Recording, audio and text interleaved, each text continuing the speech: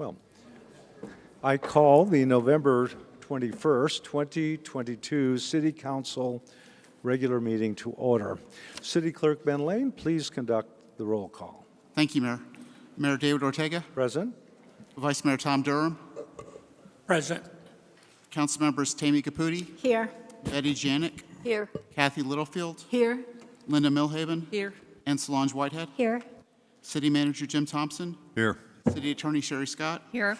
City Treasurer Sonia Andrews. Here. City Auditor Sharon Walker. Here. And the clerk is present. Thank you, Mayor.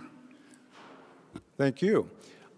I want to make everyone aware that we do have Scottsdale Police Officer Ray Cintron and Detective Dustin Patrick, as well as firefighter Kyle Towles. If anyone requires assistance, please stand for the Pledge of Allegiance. Councilwoman Littlefield.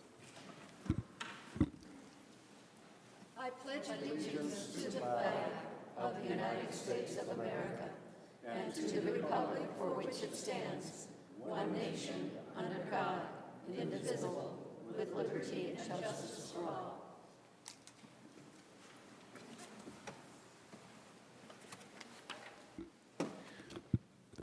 We continue to keep the people of Ukraine and their country in the forethought of our minds as they fight for freedom and democracy. So let's pause in silence.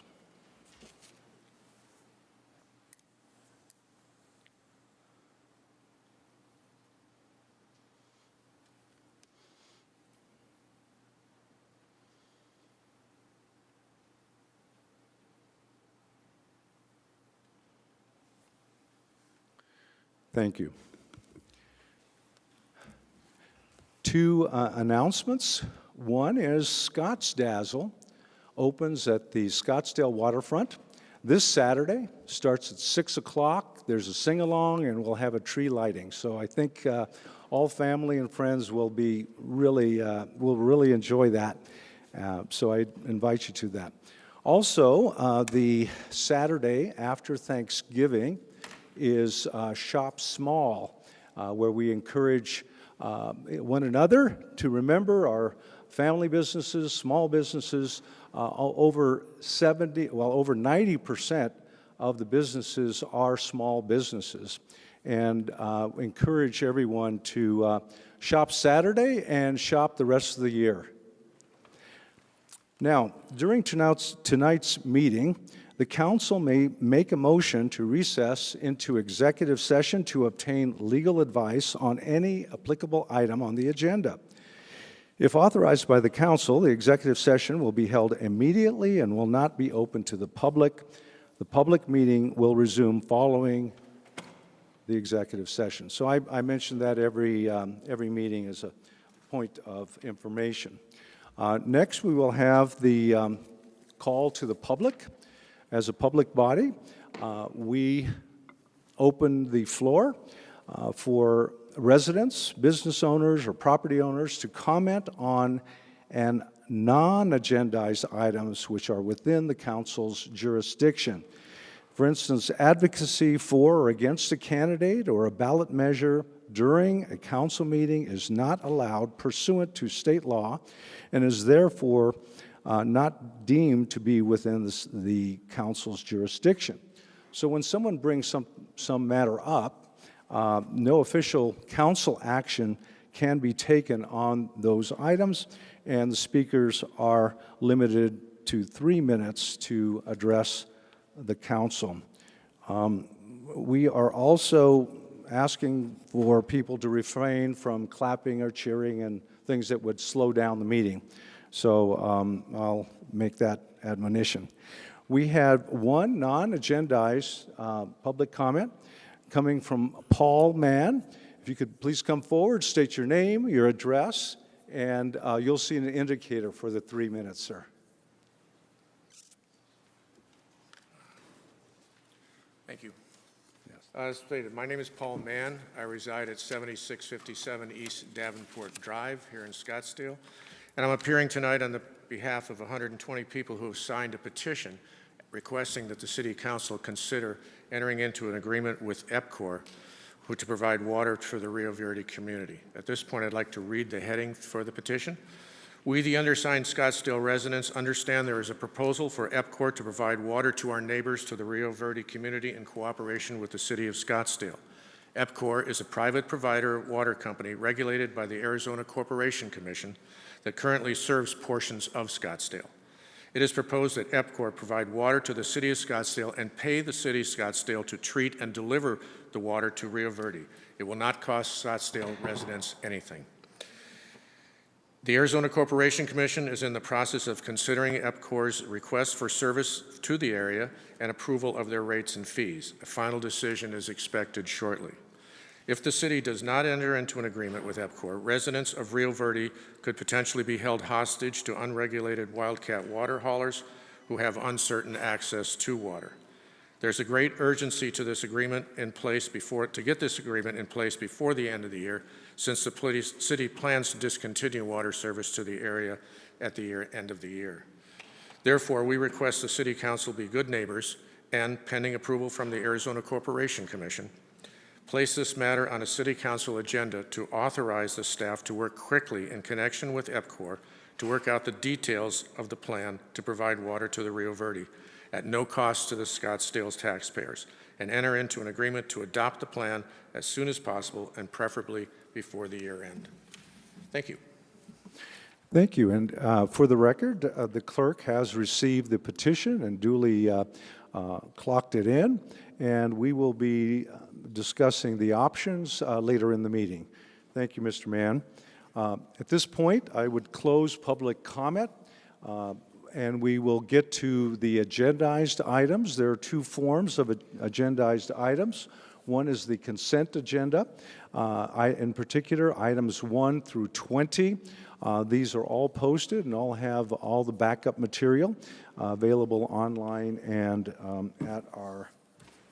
at any request. What happens is that the consent agenda items are voted on at one time in one motion. There is an opportunity for public comment on consent agenda items, and I show that Phyllis Benson would like to speak regarding number 8, which is on the consent agenda item. Would you please come forward, state your name, address, and we have 3 minutes. Thank you.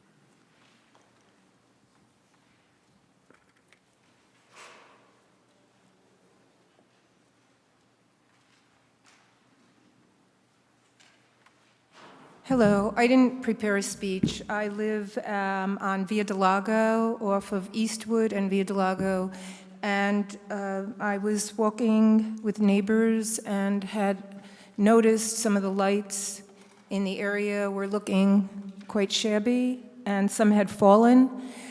So they said they had tried to get a replacements for the lights and start a slid. So then I took over, and I'm at the point now where we're asking for the slid to be accepted so that we can get new lights in the Palo Viente area. There's 2 parts. There's Palo Viente 1 and Palo Viente 2. And I'd just like to show some pictures I took so you'll know the severity of what I'm talking about.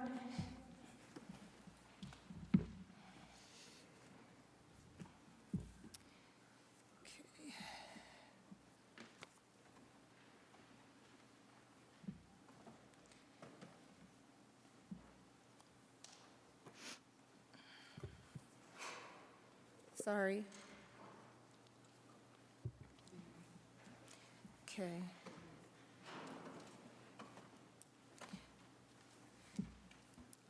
These are just some samples of how poorly, let me see, it's upside down. There are many lights that are like this at the bottom. One fell over already in a storm. I'll show you a picture of that. And then there was another one that fell over when they were doing construction on a house nearby, and they since replaced that one. But the ones I'm talking about, right there, you can see it's eroded around the pole. not just in one place, but in more than one place. This is Via de Raposa, just so you know the location. And this is what it looks like. Pretty hard to watch that when you go by, because if there's a storm, that could fall over on somebody or the houses there. This is another angle. Let's see. I'm not sure how to get this straight. That's okay, we got the opposite, right. message. And then there are some lights that turn on in the day and off at night. So we really need new lights for the safety of all the residents where we live. Thank you. Thank you, Ms. Benson. I wish to point out there was a placeholder, which is item number 19. 19 was possible canvass or the results of the election for council. I believe we're still waiting on those numbers, so the consent agenda item, of course, would exclude number 19, but at this time, we also are open to any questions from council. Councilwoman Janik? Thank you, Mayor. I have a question on item number 6, wired telecommunications license and agreement. And the question revolves around, is this an area that is currently not served by telecommunications, or are we adding additional providers in this particular part of the city? So we'll have a staff member answer that question, and, oh, sorry, come forward. Come, if a staff member will come Staff forward needs to do it. Yeah. that would be easiest, I think. Yes, Mayor, Councilwoman Whitehead. Yes, this would be a brand-new provider, which is currently, they do wireless internet, but they're getting into the fiber to the home business. So it'll be they'll be starting up in the Desert Mountain area, but their long-term plans are to work south from that point. And the applicant may have more information on that. Okay, so the only, and it's Councilwoman Janik. Oh, sorry, I thought it was Yeah, Councilwoman. so basically, they only have the one type of internet, the wireless, and you're providing an additional service. Yes, that you need. today they offer wireless internet, but they're planning on getting into the fiber to the home. So there needs to be, they need to use conduit and fiber in the rights of ways and public utility easements that lead to the houses. Okay, That's thank why you. they need a license agreement. Thank you. Good. I see no other requests to speak of council. Accordingly, I would like a motion to approve consent agenda items 1 through 20, noting that item 19 is excluded, and that would continue to the next meeting. Do I have a motion? So move. Second. Second. A motion and a second. Any discussion? Seeing none, please record your vote. Thank you. Unanimous. Next, we'll move on to regular agenda items. We've got item number 21 and 22. And in this case, I do want to just remind everyone, according to our rules of procedure, any attendees to the city council, we approved that. It was moved to consent. So the item number 20 was part of the consent agenda. Next, we will, I just want to point out that as people may want to remark or testify on any items, including the items number 21, 22, or even a petition, we ask that the attendees observe the same rules that we as council members observe, maintaining decorum, and we require that no unauthorized remarks or demonstrations from the audience, such as applause, stamping of feet, whistles, boos, yells, or other demonstrations shall not be permitted. Violation of these rules could result in removal from the meeting by security staff. So at this point, we will go to item number 21, Optimum McDowell Mountain Village rezoning, case 20 ZN 2002, number 4, and 2DA 2022. Presenter Meredith Tesser, Senior Planner. Thank you. Good evening, Mayor Ortega and council members. I'm Mayor Tessier with the Planning Department, and the case before you tonight is 20 ZN 2002, number 4, and 2DA 2022, Optima McDowell Mountain Village.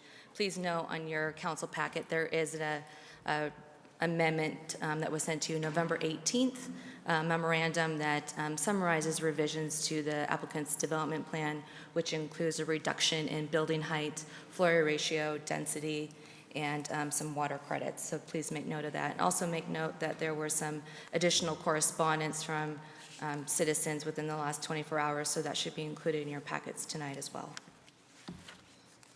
So the subject site is located at the southeast corner of North Scottsdale Road and Loop 101, as highlighted in yellow.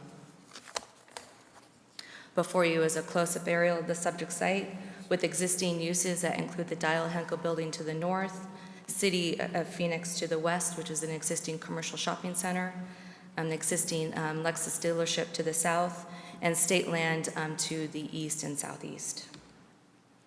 Tonight, the applicant's requesting to rezone the site from general commercial plan community development to planned air park core development, air park mixed-use residential, planned community development, and planned share development, all for a new mixed-use development.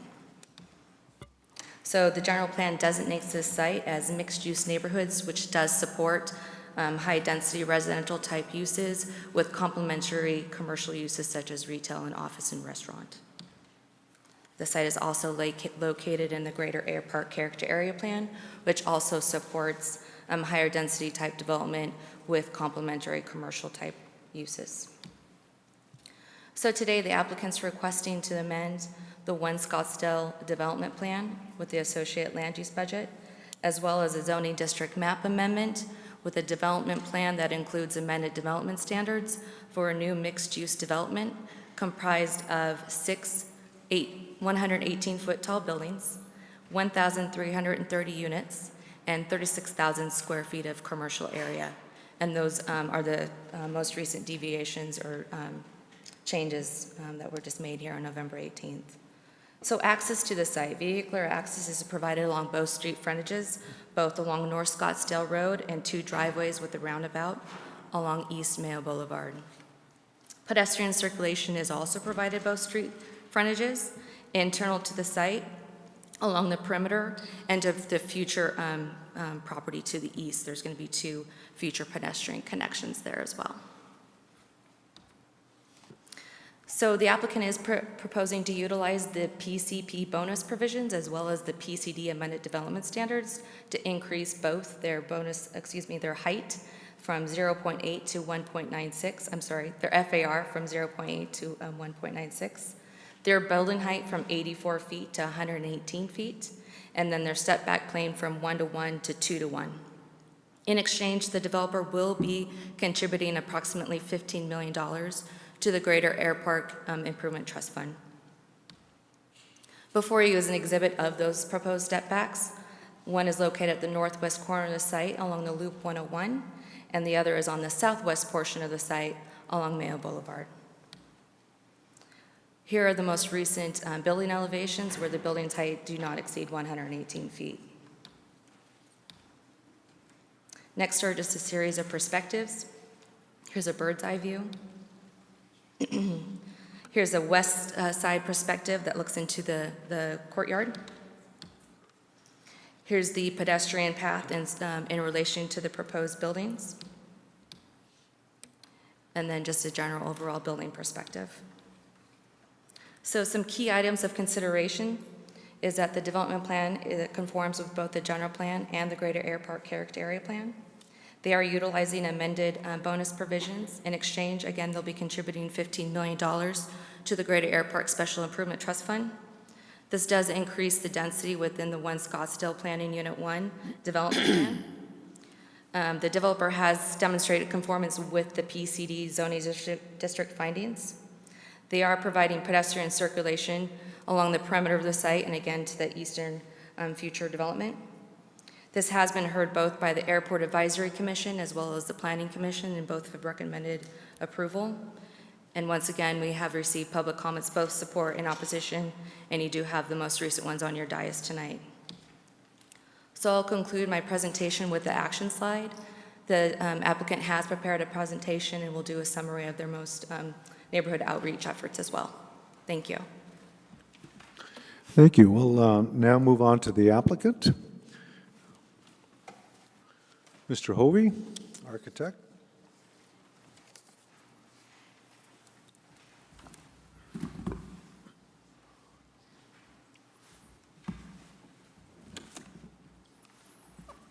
Good evening, Mayor Ortega, Vice Mayor Durham, and Council.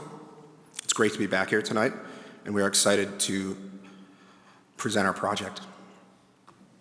Thank you, Mayor, Council, for your time spent reviewing our proposal, meeting with us, and thoughtful comments over the course of the past year, and especially over the course of the past months. I also want to say thank you to Meredith, to Tim Curtis, to Brian and Gretchen from the Water Department, the city's Planning and Building Departments, Eric Anderson and Sherry Scott, and Jim Thompson. We have had another fantastic experience with the city of Scottsdale, and everyone has done a great job. We appreciate all of your hard work and efficient communication and coordination getting us to this point. As you know, we started working on this project last November and began communications with you in February. We started with a height of 3 buildings at 15 stories and 3 buildings at 11 stories, with a top of slab of 155 feet and a top of mechanical at 180 feet, and an FAR of 2.79 and a density of 1,680 units, which is 77 units to the acre, about 280 units per building on average. Since then, we've been through 11 significant design iterations, which includes the final design that we are presenting tonight. As Meredith mentioned, we received a 7-0 approval from the Airport Advisory Commission with a stipulation to lower our building heights below the conical surface, which we lowered to 2 11-story buildings, 2 10-story buildings, and 2 9-story buildings. We then received a 6-1 approval from the Planning Commission, and there was no opposition in attendance at that hearing. The design approved by the Planning Commission was 3 10-story buildings and 3 9-story buildings with an FAR of 2.42, a density of 1,390 homes, which is 64 units to the acre, and an average of 231 units per building on average. Tonight, our proposal is all 8 stories, a top of slab of 94 feet, top of mechanical of 118 feet, an FAR of 1.96, a density of 1,330 units, which is 61 units to the acre, which is an average of 221 units per building.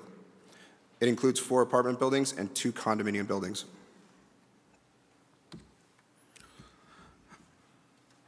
Tonight, I will briefly discuss the key zoning elements that have been the most important to the mayor, city council, and the city's planning and building departments.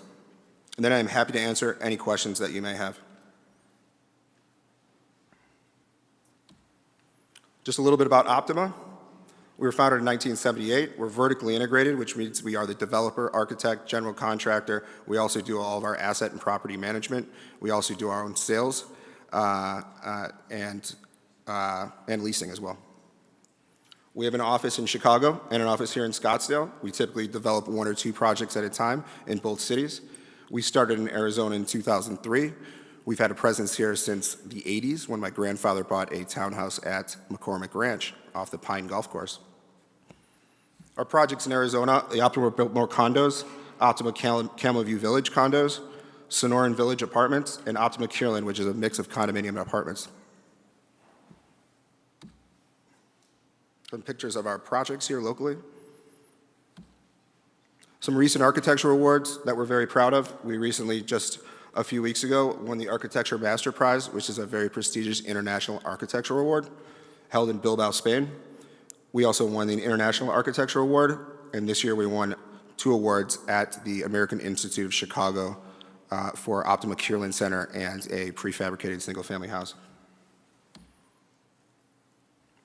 I'd like to talk briefly about the location. This is why we specifically want to develop this site, and this is why we're interested in this site, because of its location. It's located on the southeast corner of the Loop 101 freeway and Scottsdale Road. There are no single-family homes or neighborhoods in the immediate area. and it's located in the Scottsdale Greater Air Park, which is in the Scottsdale Greater Air Park Character Area Plan. We specifically chose this site because it's located on the edge of Scottsdale and adjacent to the Loop 101 freeway. Just a little bit about the zoning. We believe the zoning, that the zoning accomplished exactly what it's intended to do, which is, upon demonstration of noteworthy investments in the sustainable, high-quality design and other features that provide public benefits, improve the quality of life in the community, and assist in achieving the goals and policies of the General Plan, Greater Air Park Character Area Plan, and city objectives. The project is within the maximum bonus standards within the PCP zoning. That's a 2.0 FAR, as Meredith mentioned. We are under that at 1.96, and there's a height maximum of 134 feet. We have a height of 118 feet, which is only 9% of the roof. Most of it is at 94 feet, which is the top of slab. We are providing 2,750 acre-feet of water. We are providing $15.6 million for the FAR and height bonus payment to the city, which can be used at the council and mayor's discretion. 100% underground parking, 78% open space with 55% open to the public, high quality and award-winning architecture and construction, International Green Construction Code compliance, and our most sustainable building yet, luxury condominiums and apartments, the installation of a roundabout on Mayo Boulevard, bus stop and extension on Bus Route 72, where the pilot project for the Scottsdale's rainwater harvesting program. We will be also building the largest private application in the United States for rainwater harvesting, which includes a 210,000-gallon tank, high-quality destination retail, and a 14-foot wide bicycle path around the perimeter of the site connecting to Scottsdale's bicycle program. As I mentioned, we are in the Greater Air Park Character Area Plan, which is deemed as regional core greatest intensity. We also are in alignment with the City of Scottsdale's General Plan 2035, which was voted upon and approved by the citizens of Scottsdale in November of 2021. It is in the 2035 plan. This is a location that is specifically identified as a growth area. Smart growth versus no growth. We believe that the citizens voted on smart growth. Also, traffic, because it's on the highway. When the project is completed, all adjacent street traffic will be on average just 1% to 1.8% more daily than if the project was not present.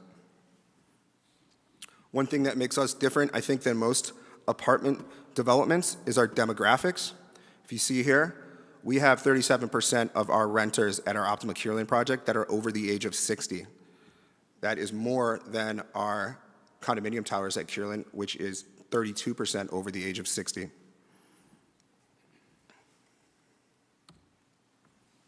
Development plan and architecture.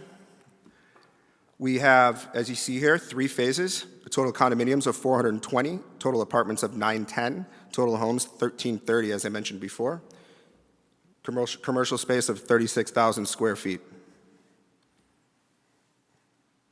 We have 1 entrance on Scottsdale Road and 2 on Mayo Boulevard. We're also, the extension of Mayo Boulevard is happening. We are providing the roundabout that you see here. 25% of the enclosed space at grade level is commercial space. As I mentioned before, the connectivity to the Scottsdale Master Bicycle Plan, as you can see, our bike path around the perimeter. We also are including the next evolution of our vertical landscaping system and our roof design. I see I only have 2 minutes left here, so I'm gonna have to speed this up, but this is a drawing of our underground parking garage. Everything is 100% underground. Here's a picture of rendering of the building where you see some stepping and you also see the undulations in the facade. We have commercial accessibility via the bike path and underground parking, high performance glazing system, as well as a post-tension concrete structure. As I mentioned, 75% open space, lots of functional usable space. I'm very excited about this area. Typically in our Kierland project, we have 70% open space, but most of it is landscaping. This has a lot of space for people to enjoy the shaded courtyards. As I mentioned, this is our roof design. We have active roofs. there's only less than 9% is at the top roof heights that are mentioned in the report. Also, the site topography goes up pretty significantly north of the site. For instance, the Greyhawk Clubhouse is approximately 189 feet above the site. Pinnacle Peak Road is approximately 344 feet above the site. Water. Do you mind if I have a few more minutes, Mayor? Can I? Okay. I see that there's only 40 seconds left here. I'm taking a little. Thank you very much. Definitely cover water. Thank you. Yeah, I would like to talk about water. Because of the federal announcement that there could be some cuts to the Arizona's water supply, we had to find a solution.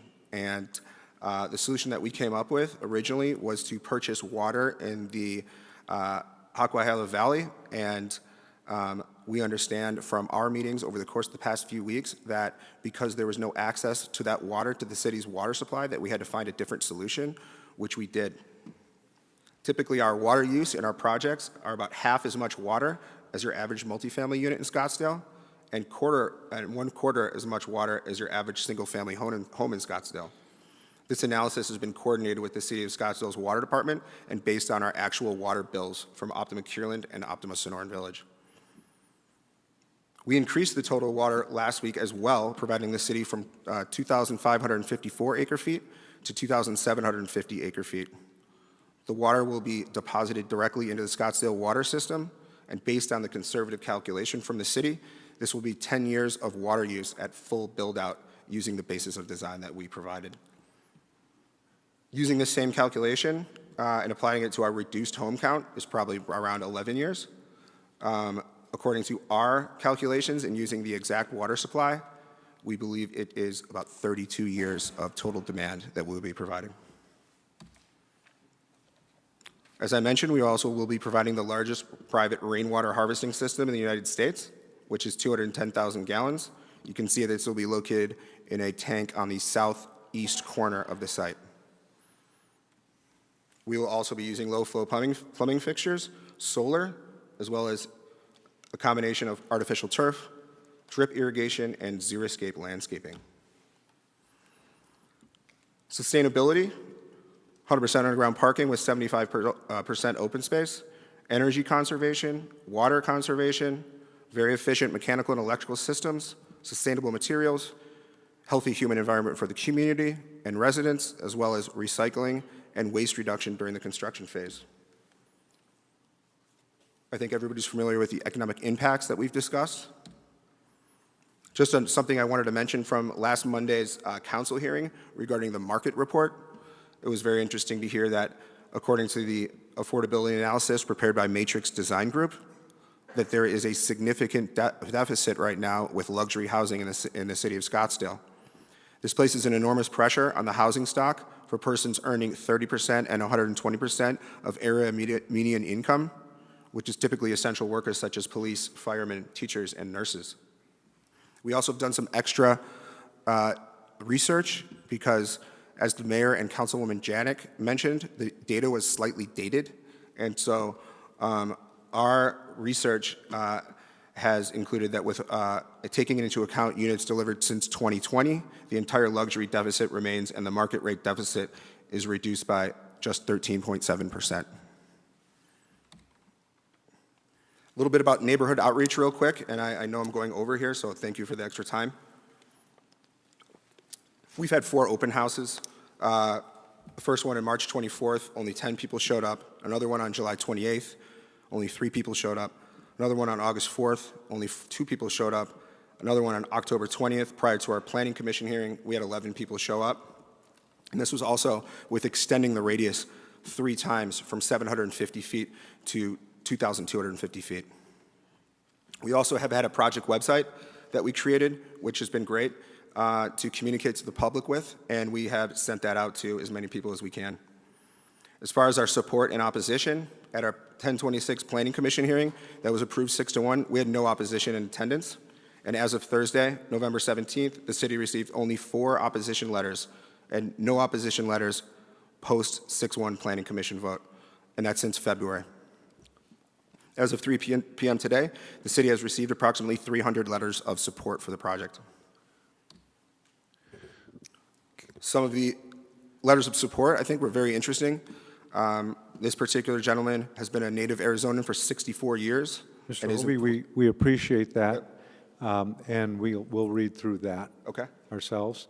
Okay. We did have one public comment, so I would like to move on to public comment, then there may be some questions to follow up on any slide you may lead up. Thank you. Thank you, Mayor. Okay, thank you very much. We have Marvin Richmond, Scottsdale. Would you please state your name, address, and then 3 minutes are permitted. Thank you.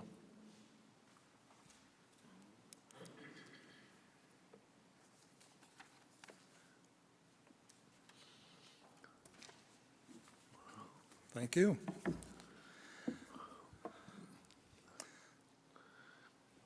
This is a 1,300-unit project with parking for a lot of cars. That's one way of looking at it. Another way of looking at it is that this is actually a multi-million square foot project, which has the potential for changing the essence of Scottsdale for better or for worse. And I think it needs to be looked at in that context. There are many things I could comment on about the project. Mr. Hovey did an excellent presentation, but there are a few sidebars to what he mentioned. The first is monies apparently are going to be allocated to the air park. But it seems on one instance that these buildings, if not exclusively reserved for folks who are over 65, for all practical purposes, because of the luxury nature of them, and presumably the associated expense, are going to be pretty much occupied by them, which begs the question, where are the city employees going to work, and why were they not acknowledged as being worthy of having less than market rate housing in this project? Another consideration is, although the expectation is that older folks, like myself, are likely to be the principal tenants, and that's what, essentially they are. There may be younger ones there, and although monies are being devoted to the air park and its amenities, there doesn't seem to be any contributions to perhaps the need for a new firehouse or even a new school in conjunction with all of the housing that's being developed here and the housing that's proposed on another massive project just across the freeway. I'm not sure whether the planning folks have considered the implications on the roadways and access to the roadways. Mr. Hovey also made a very salient point, which is not an obvious one, but actually has engendered a lot of comment on the part of the folks who I am representing. And they are saying, well, when they moved into North Scottsdale, because of the elevated land, is that it? Okay, let me just finish for a moment. Because of the elevations, they were looking down, and they were not expecting to see high-rise buildings blocking the view. But what I would like, I'm not going to comment any further, but I have a question or request of the council. Because of the likelihood that this will, it's not even a possibility, it's a likelihood this will really change the nature of Scottsdale. What do you see in the city's interests and in the citizens' interests in having a project of this magnitude proceed? Thank you, Mr. Richmond. We have another speaker, Mark Lewis. Okay, so someone just submitted a card, apparently.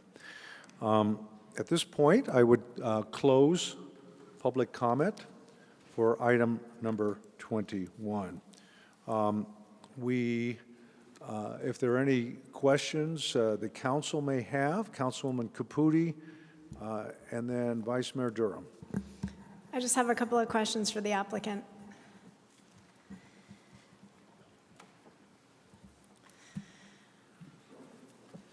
First of all, before I ask, I had a couple of questions, but the comment from the questioner, the gentleman who just spoke, he mentioned about the demographic of your development, and I actually think I remember, I know you didn't have enough time to gloss over everything, but one of the things I liked about the project was that it was serving actually a wide variety of demographic. Is that right?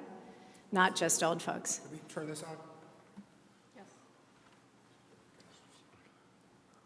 Yeah, just to explain a little bit about our demographics. Well, we said there's 37% that are over 60 in our apartments and also 32% in our condos. You can see here that from the ages of 50 to 59 in our apartments, that is 19%. And in our condos, it's 40%. And in our apartments, we have 40 to 49, which is 16%, 30 to 39, which is 19%, and 20 to 29, which is 7%. In the condos, we have 15% of people are from 40 to 49, 7% from 30 to 39, and 3% from 20 to 29. What we try to do in our projects is we try to design, if you take the market and you look at it like a triangle, we have studio apartments that are much more affordable. We have all the way up to 3-bedroom apartments and 4-bedroom apartments. And in our condos, we have the ability to combine units. So for instance, at Kierland, we have several units that are 4-unit combinations. We have one in particular that's, I think, 5 or 6. And then we have lots that are just 2-unit combinations, so it gives people the flexibility to choose sizing of their homes. Okay, great. Thanks for clearing up. I just had a couple of questions about water. You mentioned that you were going to be contributing water to the city. I've become more of a water expert in the last few months than I ever imagined, but I don't quite understand what that means. How do you put water into our system? I think, Mark, do you want to come up here? We have our Mark Lewis can make a couple comments on that. Mark's done a fantastic job throughout this process, really helping us with our water plan here. Thank you, David. For the record, my name is Mark Lewis. I'm here as a pro bono water advisor. Thank you. And your question is how the water gets to... Yeah, what does that mean, that you're going to be putting water into our... So we have negotiated a long-term water lease with farmers and rechargers that will either be delivered through the SRP canal or the CAP canal. They will pump that water. They've recharged the water underground. They'll pump it back up and deliver it into the SRP or CAP canal, and then the water will go into the city treatment plant. Okay. The other water question I had was you're giving a comparison of using much less water in terms of single-family homes or other multifamily. Is that, I always get confused on this, but do you mean kind of on a per-unit basis, or is it aggregated? That's on a per-unit basis. Okay. And then I had one other question not related to water. The other thing about the case that I just didn't quite understand was the idea of the heights being limited by the conical surface, the comments that came from our airport commission. What does that actually mean?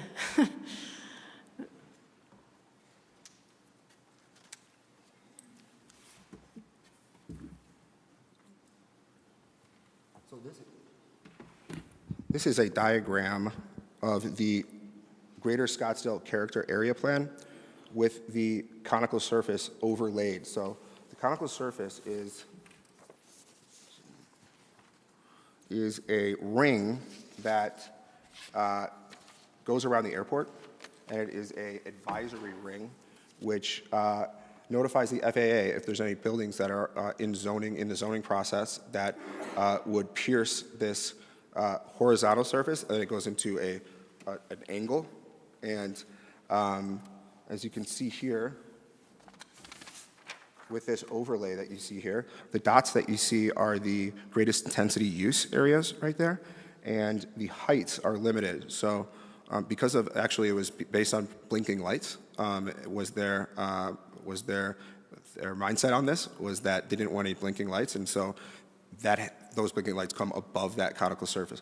So as you can see here, the building heights where the corner of our site is right here is 150 feet, and then it goes, as you go east, it drops 90 feet, 80 feet, 60 feet as you go east. So as I mentioned, we were able to keep the original design of two 11-story buildings, then two 10-story buildings, then two 9-story buildings. We since reduced that, obviously, a couple times here, and now we're all at 8, so we're well below the conical surface for our plans. Okay, great, thanks. I have other comments, but I'll wait and see if my other colleagues have more questions. Vice Mayor Durham and Councilwoman Janik. Thank you, Mayor. A sharp-eyed constituent pointed out to me today that your documents indicate that you would comply with the 2015 International Green Construction Code. Are you willing to update that to the 2021 code? Yes, it should be 2021. Right. Thank you. And we also are complying with the newly adopted IECC electrical code. I believe we'll be the first building in that electrical code as well. Thank you, Councilman, Vice Mayor Durham. By the way, I think I left my phone up there, so if it rings again, that's why, and I'm not gonna pick it up. Councilwoman Janik and then Councilwoman Littlefield. Okay, thank you, Mayor. Do you currently have the ability to wheel the water through the Cap Canal, or are you waiting for permission to do that? Mark? I think Mark's better off to answer that question. Thank you. Thank you. So once again, for the record, Mark Lewis. So the answer is our water provider will be delivering credit water to either the SRP canal or the CAP canal in a long-term lease. And we have negotiated a letter of intent, and the idea would be to transfer that water directly to the city water department for them to manage as part of their water resources.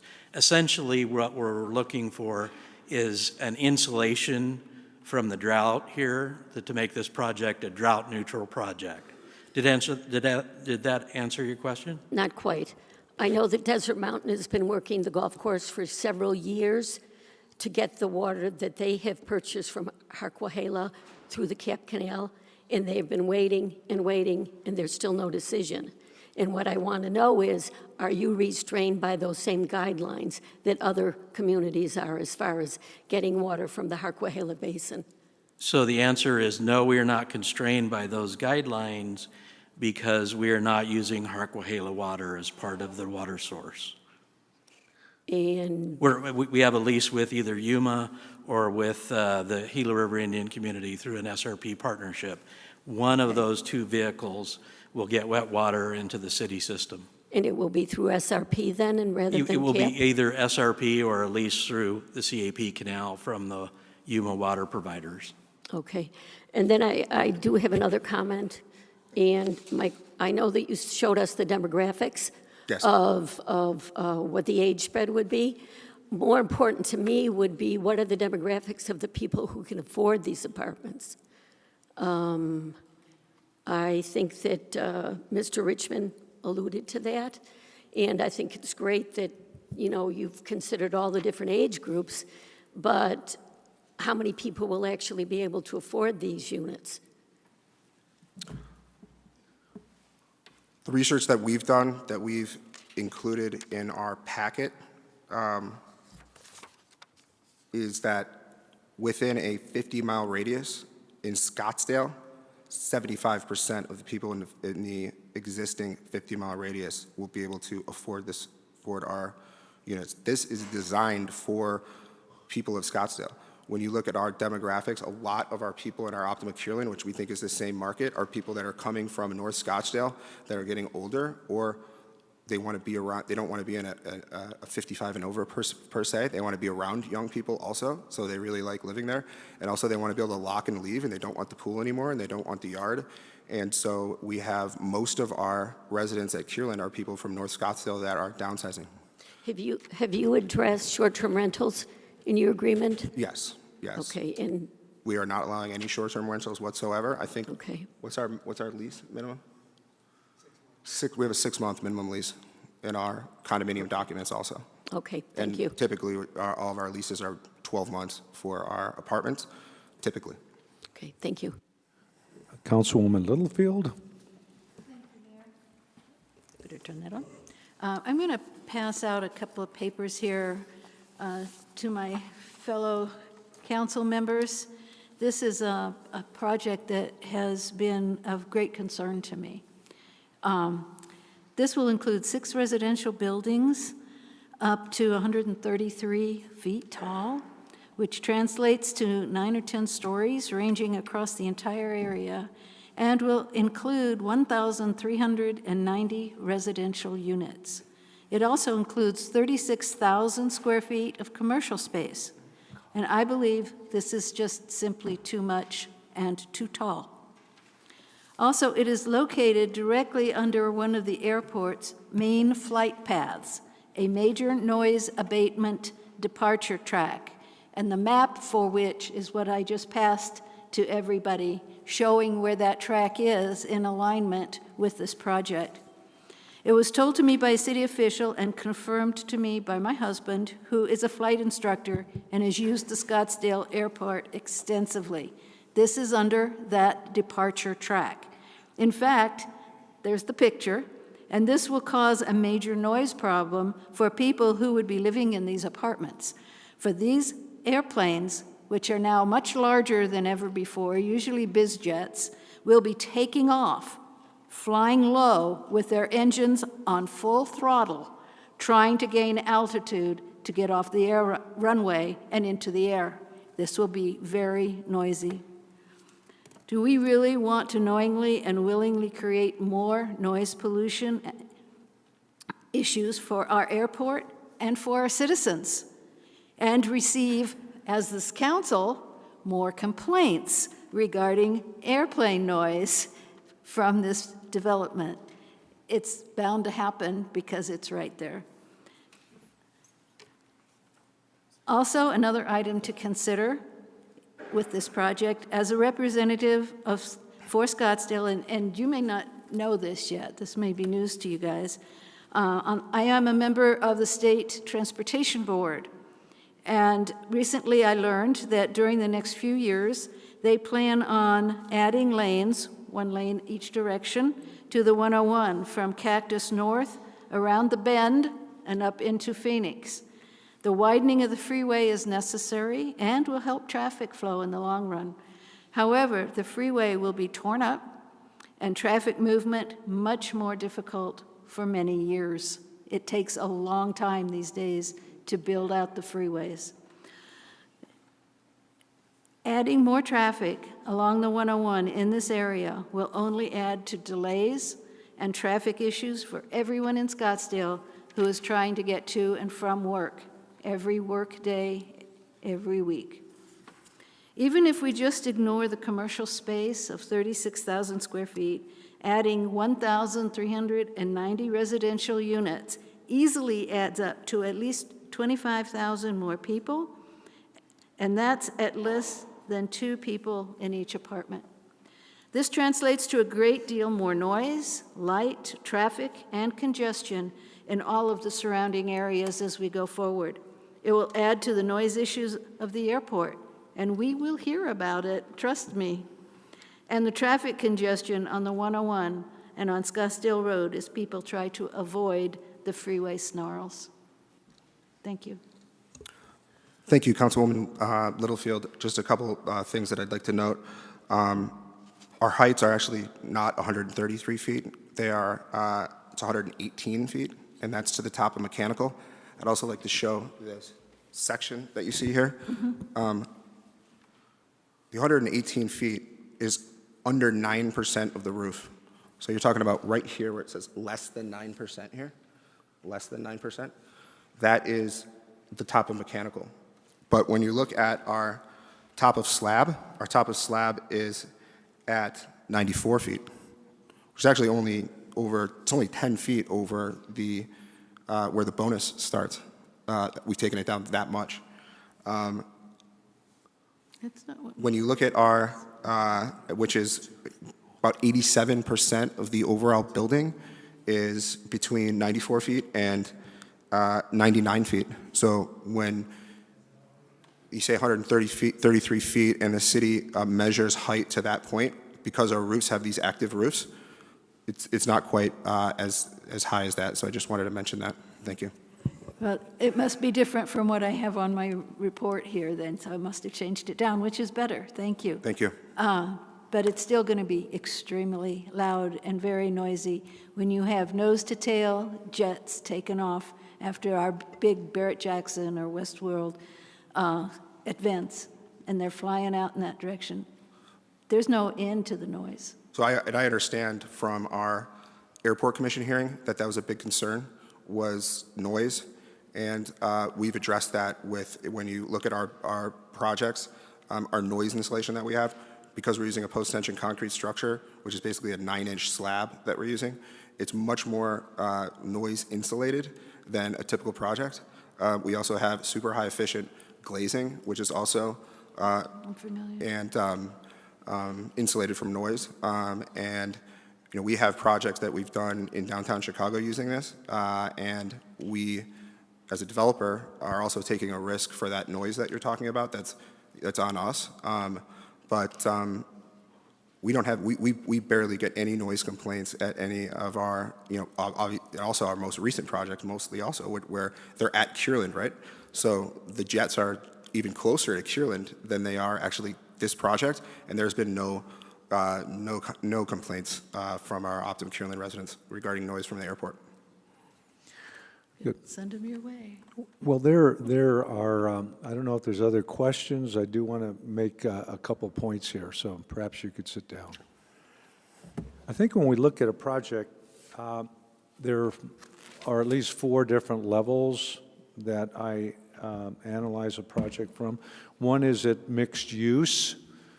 This property is C4. That's the highest highway commercial zoning that you can have. C4 would have a high intense access, and this is a growth area.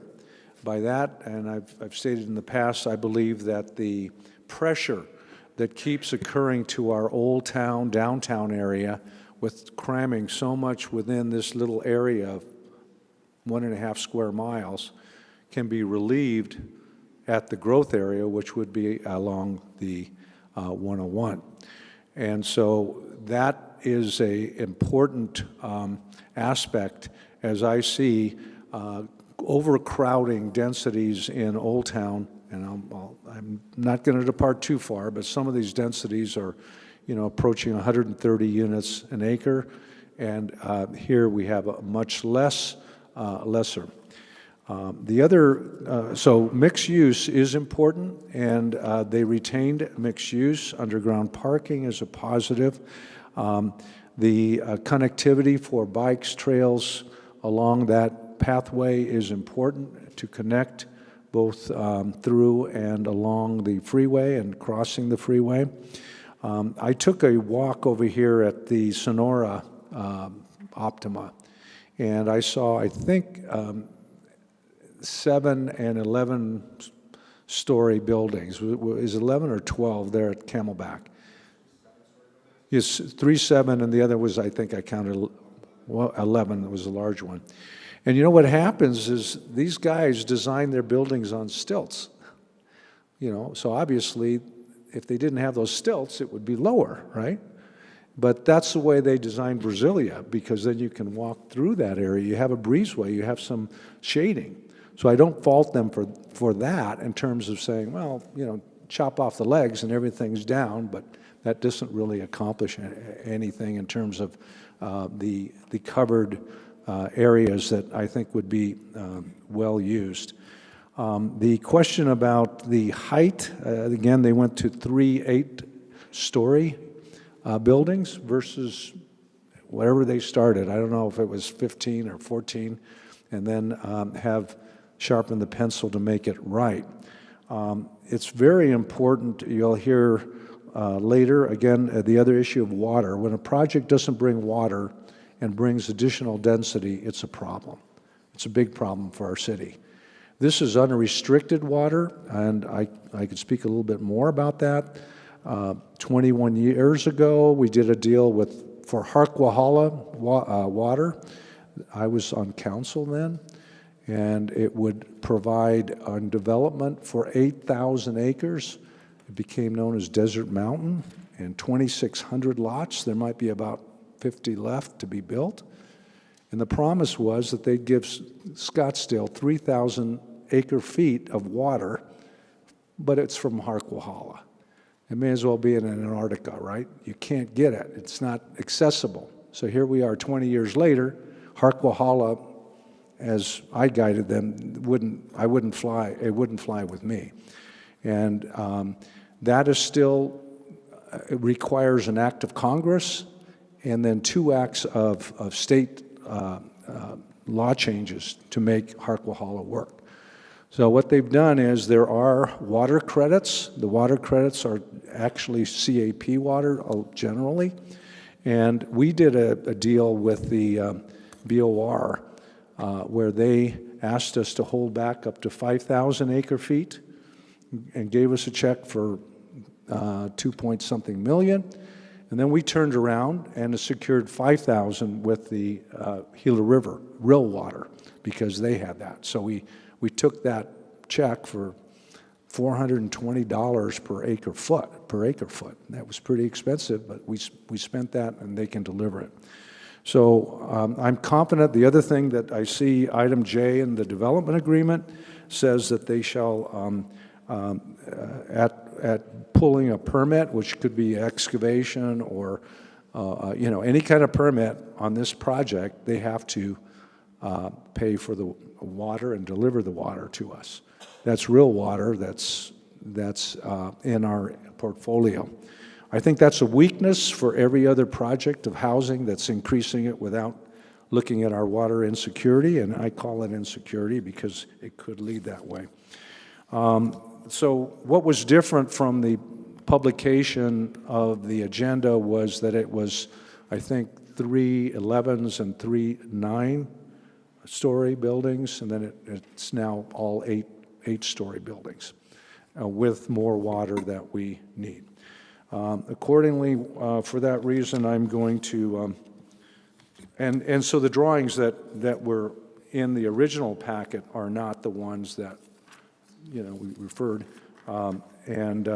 With that, I move to adopt Optima Case number 20ZN 2002, number 4, as revised and posted on November 18th. That is 8-story buildings. November 18th, 2022, as follows. Adopt ordinance number 4571, changing the zoning from C4 PCD to planned airport core development, airport mixed-use residential, planned community development, planned shared development zoning, and also adopting a development plan with amended development standards for a mixed-use development with a building height not to exceed 118 feet on the 21, almost 22-acre site. Adopt resolution number 12630, declaring the document titled Optima McDowell Mountain Village Development Plan to be a public record. And adopt resolution 12631, authorizing the development agreement. That's the one that calls out the water and the requirement for the water with the city of Scottsdale, number 2022-175 COS with McDowell Mountain Village Declarant LLC. Second. Thank you. I have a motion and a second. We have Vice Mayor to speak to a second. Thank you, Mayor. I'm going to support the mayor's motion for a number of reasons. I think, as Ms. Tessier pointed out, this is a site intended for growth and height under our general plan. as recently passed by the voters. Originally, these buildings were much higher, and I think that the applicant was asking for the maximum height under our bonus provisions. That was a problem for me for two reasons. First, the height itself, and it's a potential obstruction of views and other issues, including density. But the second was the use of the bonus provisions. I'm not a fan of the bonus provisions because I think we have zoning for a reason. And so I think resorting to the bonus provisions should be minimized except in exceptional cases. And I think the present heights are a reasonable compromise between our own rules, the applicant's reasonable expectations, and the views of the public. This building is definitely going to be a luxury building, but I think that's a good thing because it would supply a luxury component that is generally not available in North Scottsdale, or particularly a rental luxury component, which is not present in North Scottsdale. As Mr. Hovey explained, it may help to relieve pressure on lower priced apartments. The water is an important issue. The mayor has described that at some length, so I won't go into it. But I think that this is a good project for that location, a good project for Scottsdale. It's a very high-quality project, which will add a lot of green space and amenities to this area of Scottsdale. So I'll be supporting it for that reason. Thank you.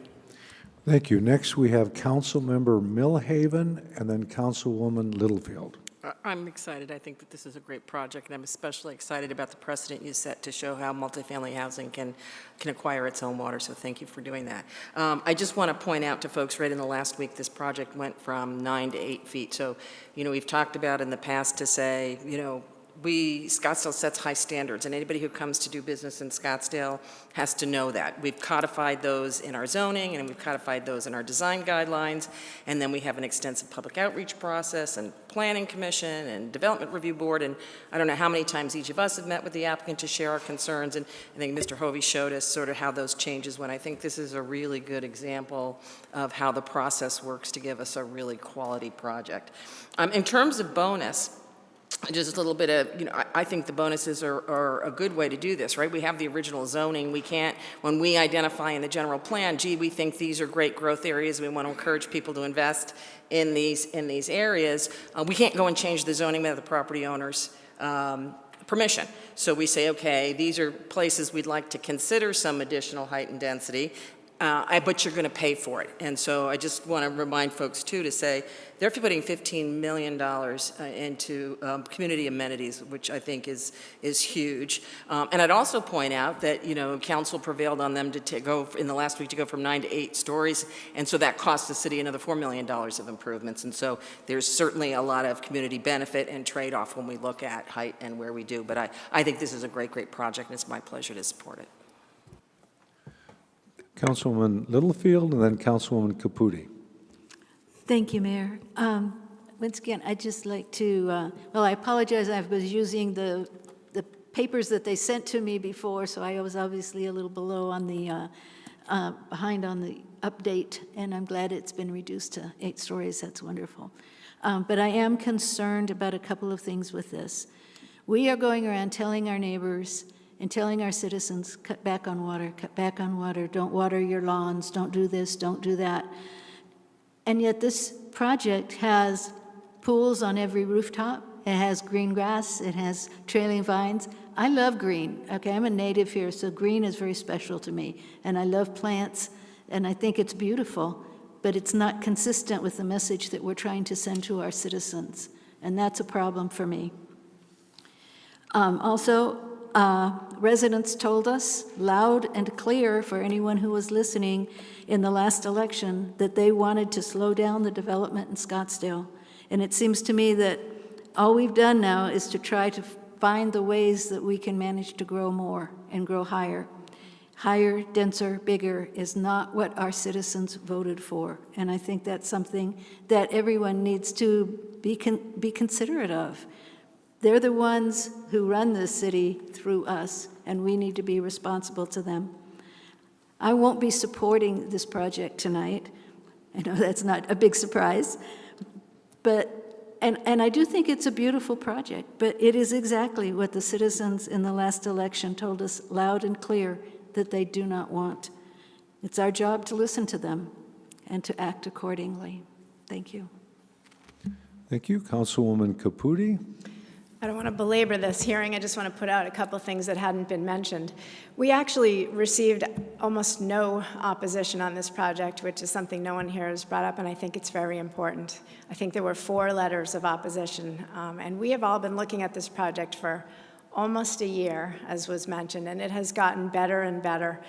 I don't know that I was wildly excited about it in the beginning, but boy, has the applicant been incredibly responsive to all of our requests to lower the height, to lower the density, to give us more open space, to make sure that you've got water. You've created a situation in which, you know, people always talk about precedent. That's going to set a precedent. I think this is a project that will actually set a precedent that we can be proud of. We have this whole list of amazing benefits.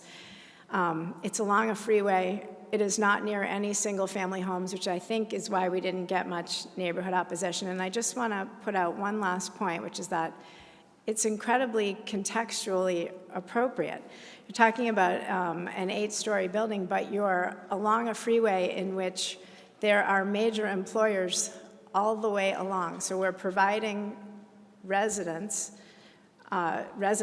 for employers like Axon and Nationwide, and we're going to have a hospital built more than likely along that freeway. So we've got a whole bunch of major employers and not much housing options. So I do think that it fulfills something that the city is looking for. I think that, you know, we don't approve all projects. I think we've actually approved quite a few, a very small number of projects since we've been sitting on the council in the last couple of years. We don't approve all the projects, but our job is to improve every project, and I'm happy to support this project because that is what we did. We made it better and better, and we ended up with a project that we can be proud of. I am supportive. Thank you. Okay, I see no other hands to speak. Please record your vote.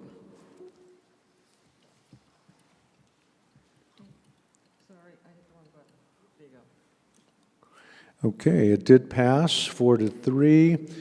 Good luck with your project. Next, we will be going to item number 22.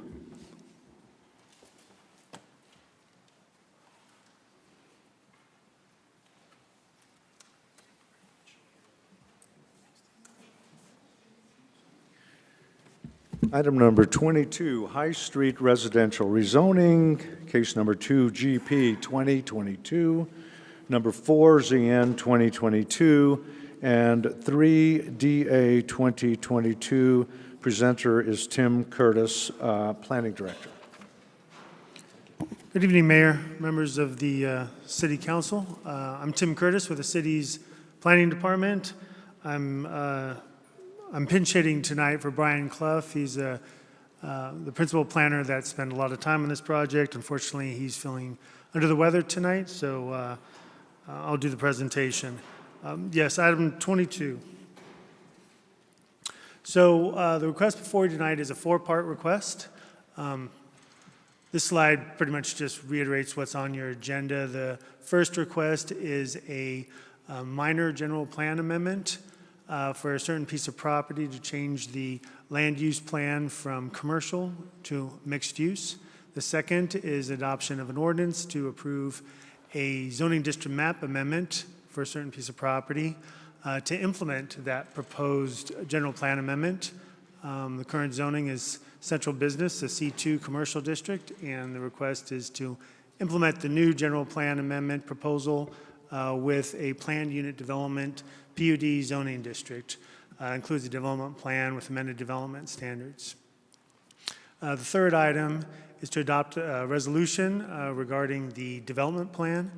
And the fourth item is to adopt a resolution for an associated development agreement.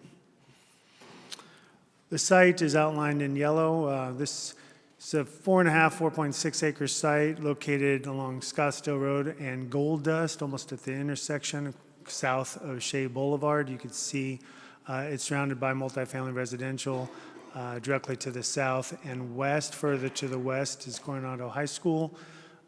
To the east directly is existing commercial, and then more commercial as you go north and northeast. This is a close-up view of that aerial. You'll see this site, 4.5 acres.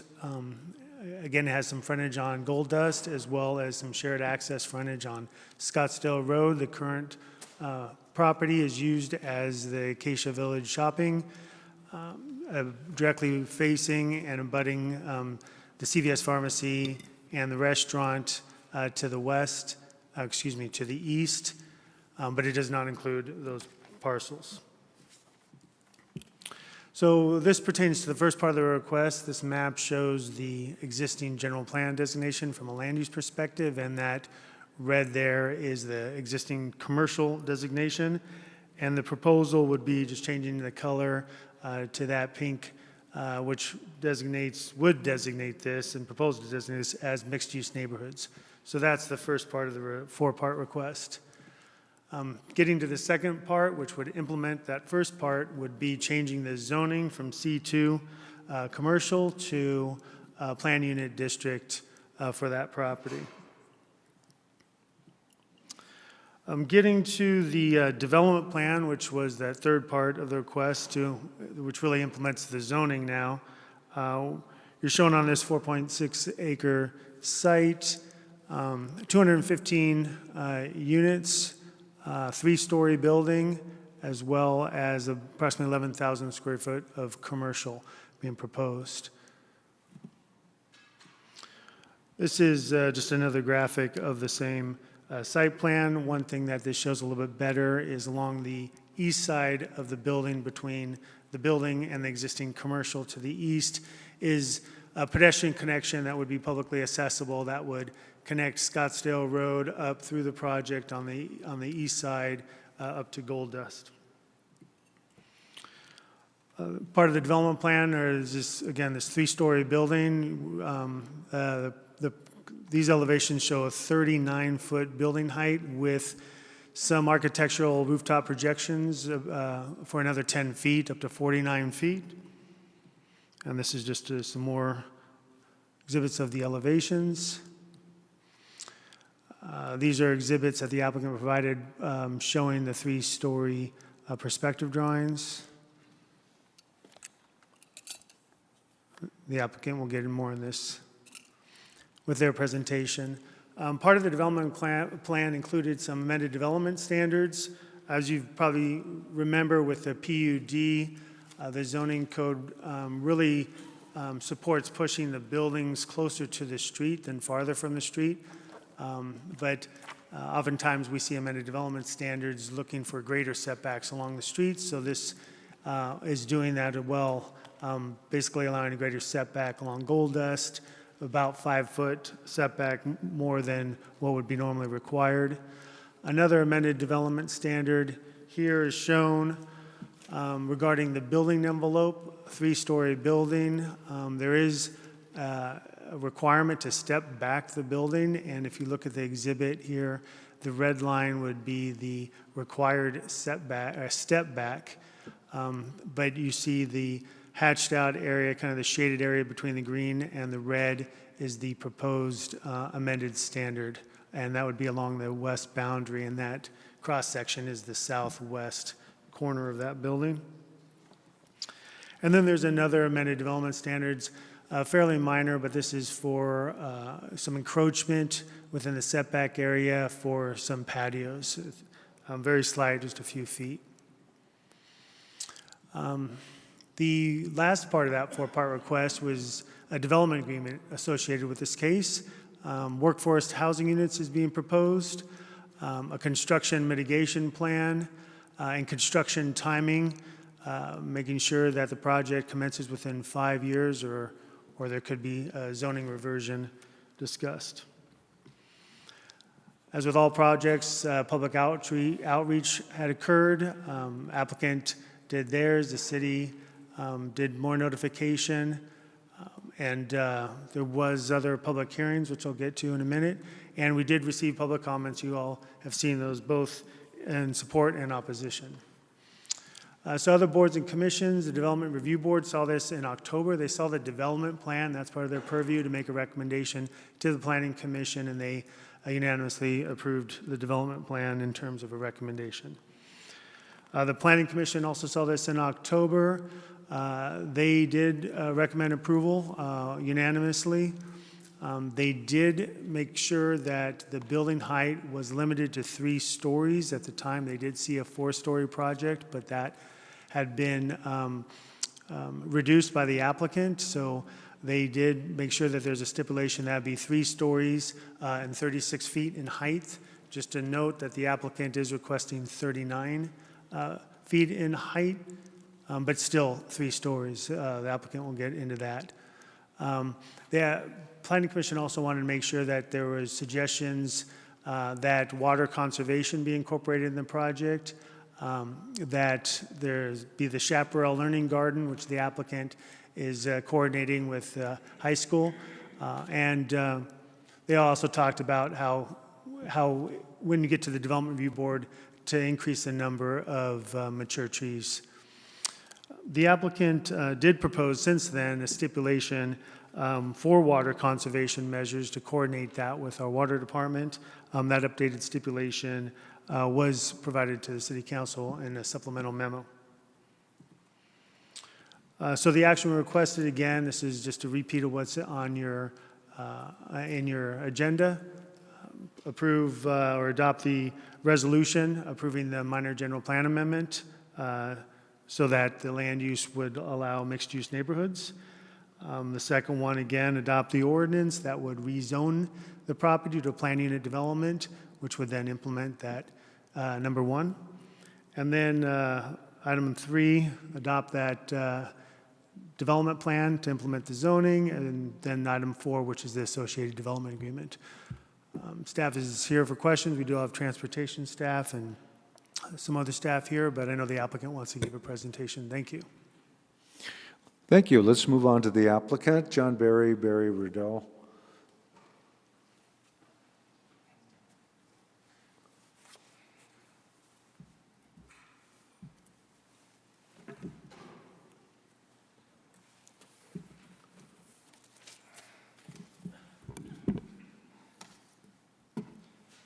I apologize, Mayor and Council, for getting organized. Please don't start the clock yet. But I'm old school. I always get lost with the PowerPoints. I go in the wrong direction, and sometimes invariably the technology fails. So I'm old school on this one, so I apologize. Mayor, members of the Council, for your record, John Barry, 6750 East Camelback Road in Scottsdale. And it seems like this is a night of positive precedents, and we hope you will find that this is the case with this one as well. You can certainly set a new standard for community collaboration with this case, hence the name of this proposal, a community collaboration. Certainly the location itself lends itself to the ability to create a collaboration with Chaparral High School, a mere 650 feet away. Now, the general plan has a new element, the education element, and to implement the general plan, it recommends that we do some things that are uniquely Scottsdale. It encourages us to do things like be collaborative, be creative, find willing partners to help us implement the voter-approved general plan. And that would be my client, High Street Residential. Now, what was the Chaparral High School Communities as an educational institution? What was their vision for this general plan collaboration and partnership? Well, it was to create the Chaparral Learning Garden. This was not our idea. This has been around for a long time. I think you'll hear from some folks from Chaparral. This has been a long-held dream of some folks at Chaparral. This is the current space, about 6,000 square feet of hard-packed, barren dirt that's located on campus. Now, what is the Chaparral Learning Garden? You'll hear more about it from some folks from Chaparral, but it's another unique first for Scottsdale.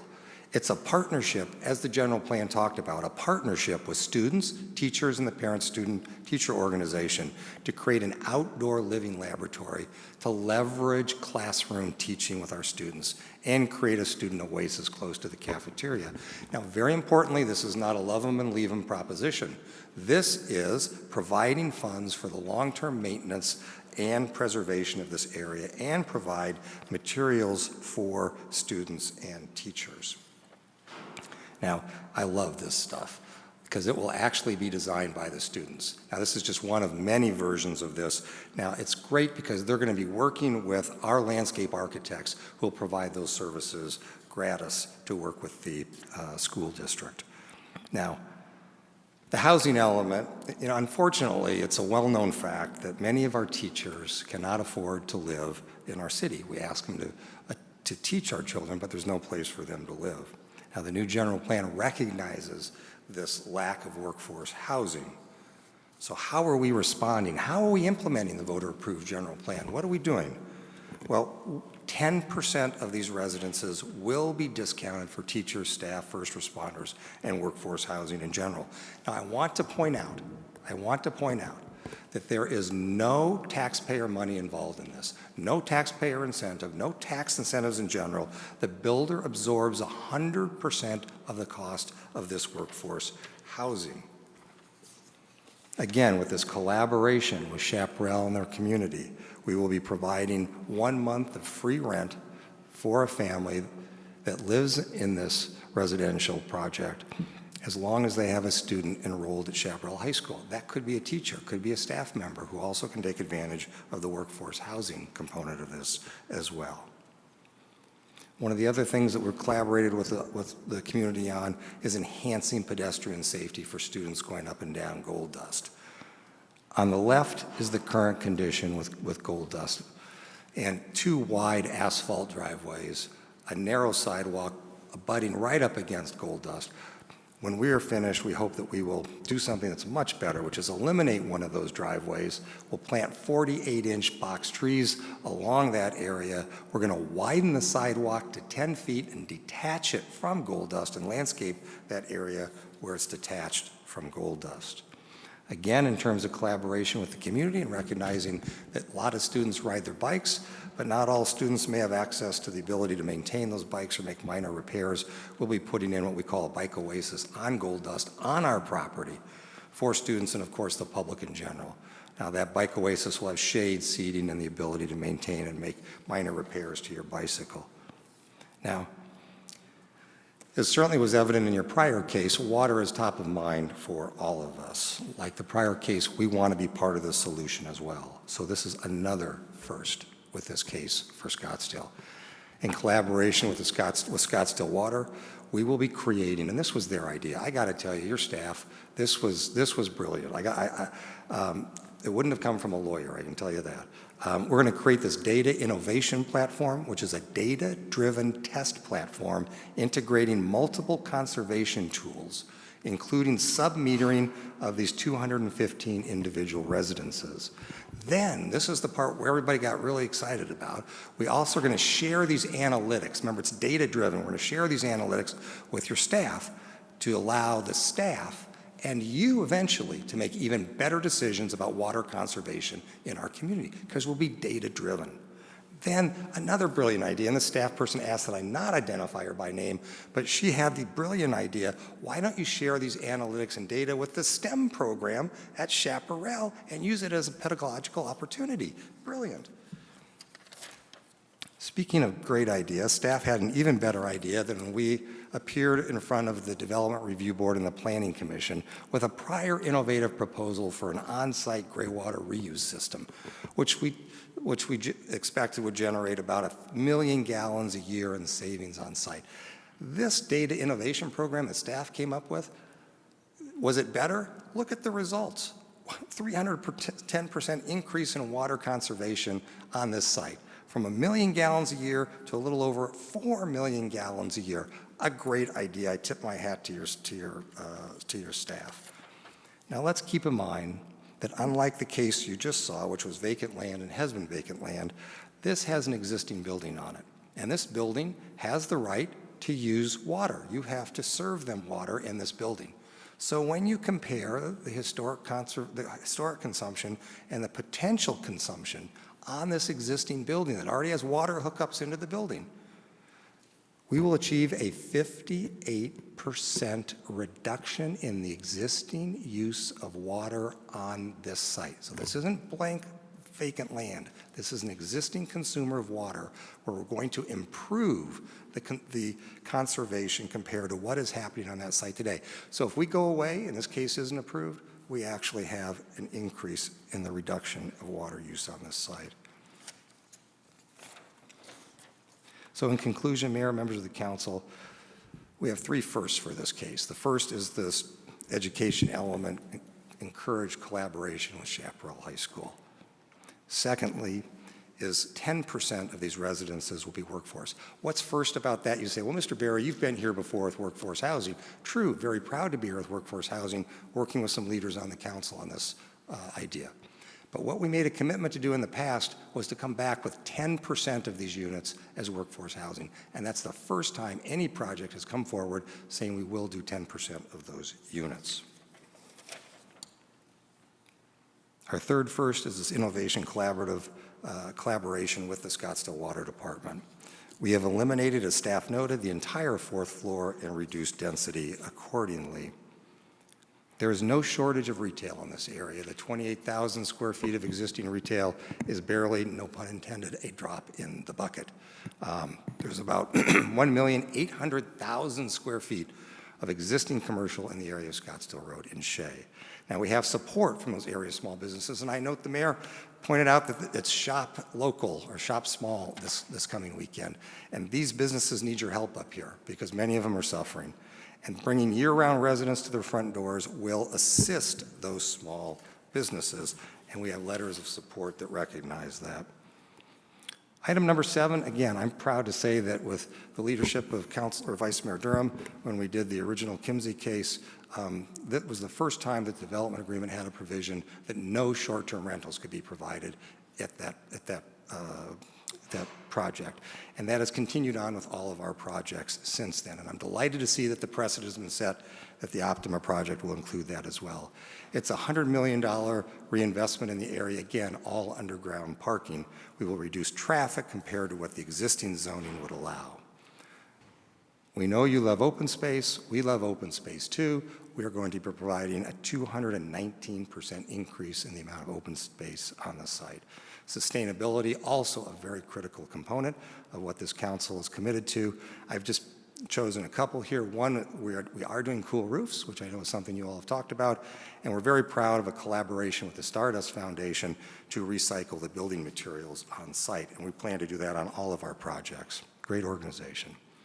Another collaboration you have is with ASU to reduce the urban heat element impact, and we will be assisting that effort by eliminating 1.36 acres of dark heat-emitting asphalt on this site. We'll be replacing it, adding 142 trees, cool roofs, and every place you can put a tree around the perimeter of this site will be a 48-inch box tree. So we listened to the Planning Commission and we increased the numbers of mature trees on site. Now, I know item number 13, you are going to be considering this at an upcoming council meeting to adopt perhaps citywide the IGCC. If you do not do that, we are going to do that voluntarily, and that is a stipulation in the case. There is certainly a strong need for housing in the area with a 2% vacancy rate. Another thing, item number 15, that you adopted for the first time ever in the city in one of our cases is a construction mitigation plan.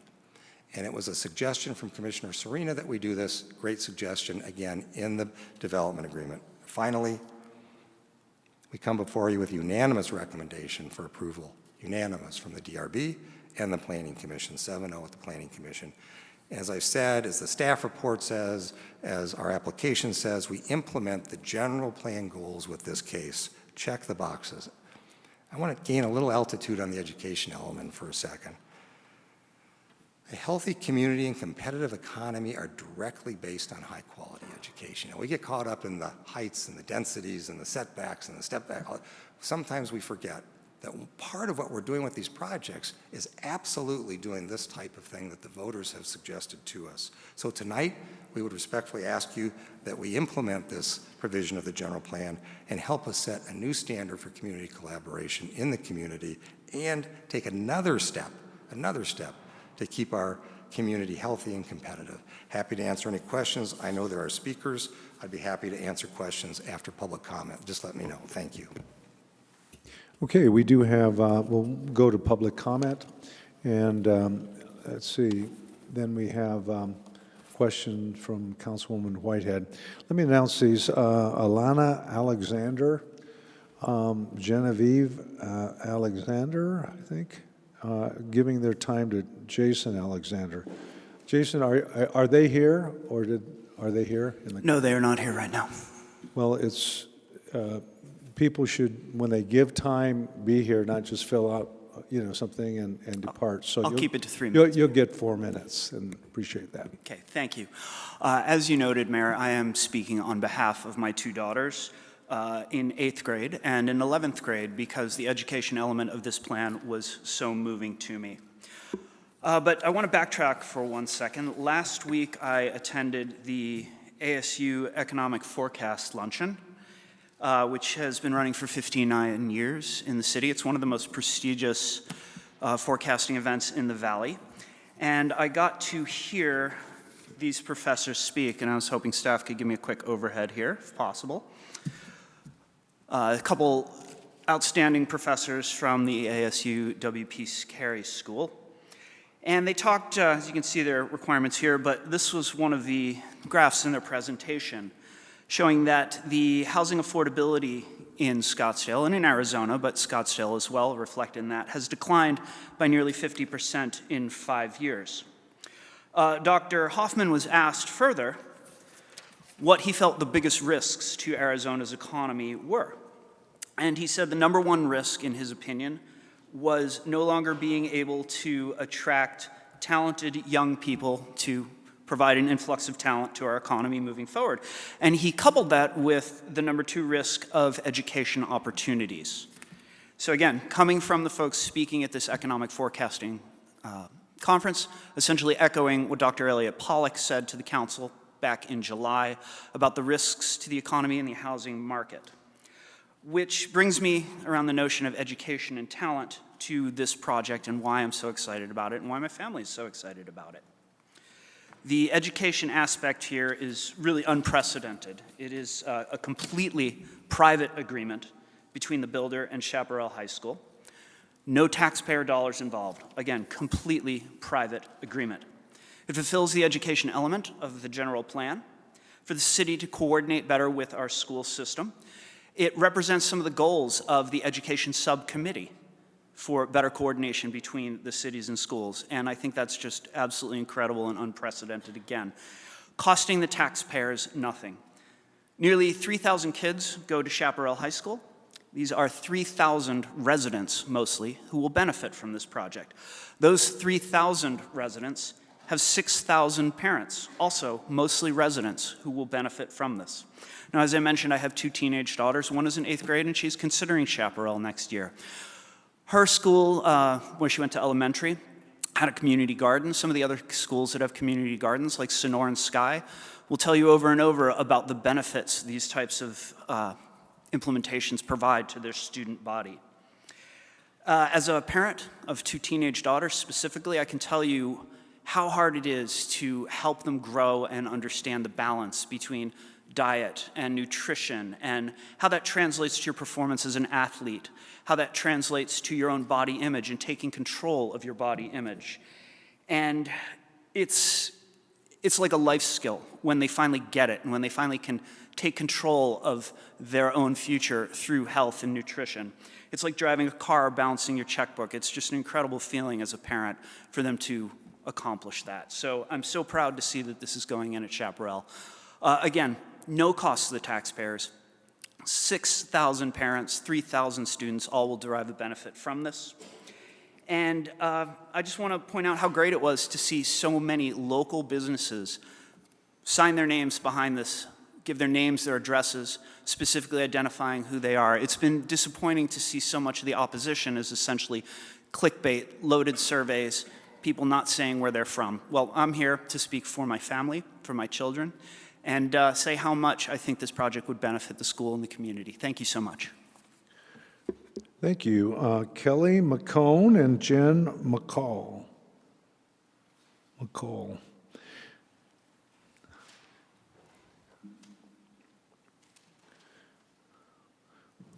Thank you.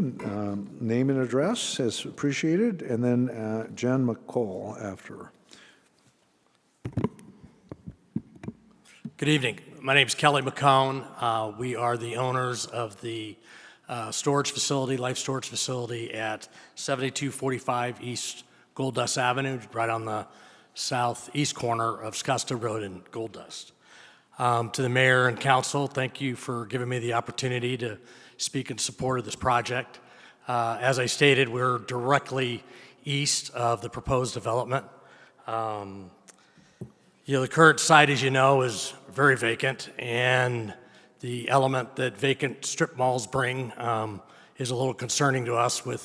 I was by there the other day, and a bunch of kids running around the parking lot, and there's been some other, those types of properties don't attract the kind of people that anybody wants, near their business. So, and it'll only get worse if it stays there. So we're anxious to see something very positive and something that complements what we do in the area.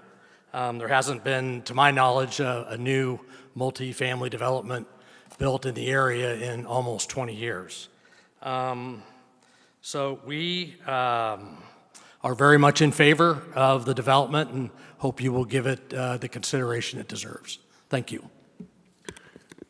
Thank you, Jen McCall, and then Betsy Pye.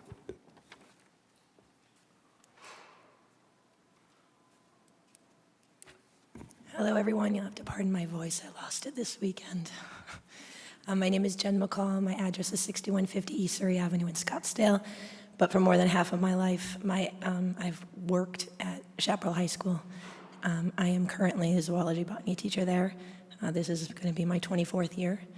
And I am so excited about the possibility of this project. This has been in my mind for approximately 15 years.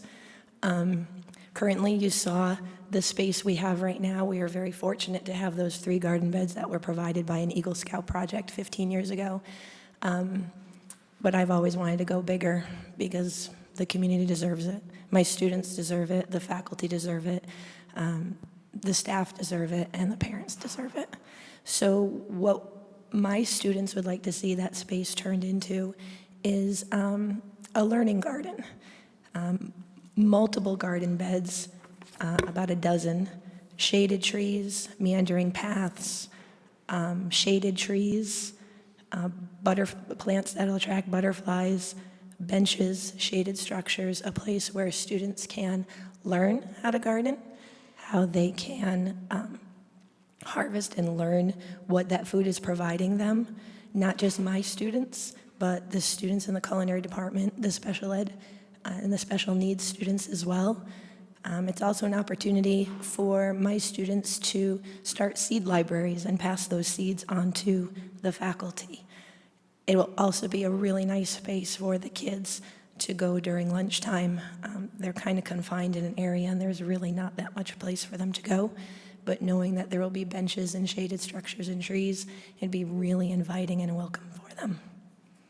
So thank you very much. Thank you, Betsy Pye, and then Bob Sager. Hi, I'm Betsy Pye, 8008 North 66th Street in Paradise Valley. Hi. Thank you, Mayor Ortega, members of the City Council. I'm here in my capacity as a Chaparral parent and as current president of the Chaparral Parent Teacher Association. People think about PTOs, you think about bake sales, you think about, maybe classroom parties. We do all that, but a large part of what we do is raise funds to provide programs and projects that are outside the school budget. for the past several years, funding to support the maintenance of those garden beds where wonderful things happen have been one of our projects. They're beloved people, beg to get into Ms. McCall's zoology, botany classes. They're a big part of life at Chaparral. And terrific things happen, but they need more space. That bed that you saw, that's how students enter the campus. It's a wonderful school, but that space doesn't reflect all the great things that go on. So we're very excited about the prospect of an enhanced learning garden. It's something that the students and the parents have been talking about for years. We know it would benefit not just those zoology, botany students, but the culinary students who could harvest and grow herbs, and the life skills students, the students in special education who can get some hands-on practice there. And it also really beautify a currently kind of barren part of campus. And in addition to construction, those funds for maintenance and continued support and instructional support would be invaluable because we have great support from our parent community of over 1,000 members, but our budgets go up and down. So knowing that those funds were there for continued maintenance would be a huge boon. We're grateful to High Street for thinking about Chaparral and for the encouragement for those public-private partnerships. We hope this can be a model going forward. Thank you for your time. Thank you. Bob Sager and then Adam Weissman.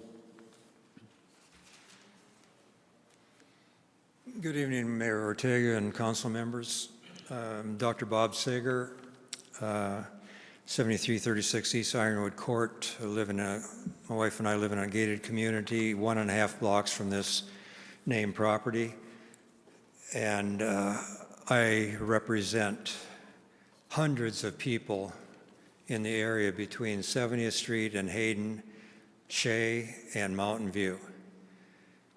I've lived in this area for 25 years exactly, and every day that I'm in town, I walk miles around this area, picking up litter, seeing everybody, talking to a lot of people, and the people are basically 95% homeowners, the ones that voted you into office, and a few tenants that live in the areas that I talk to also.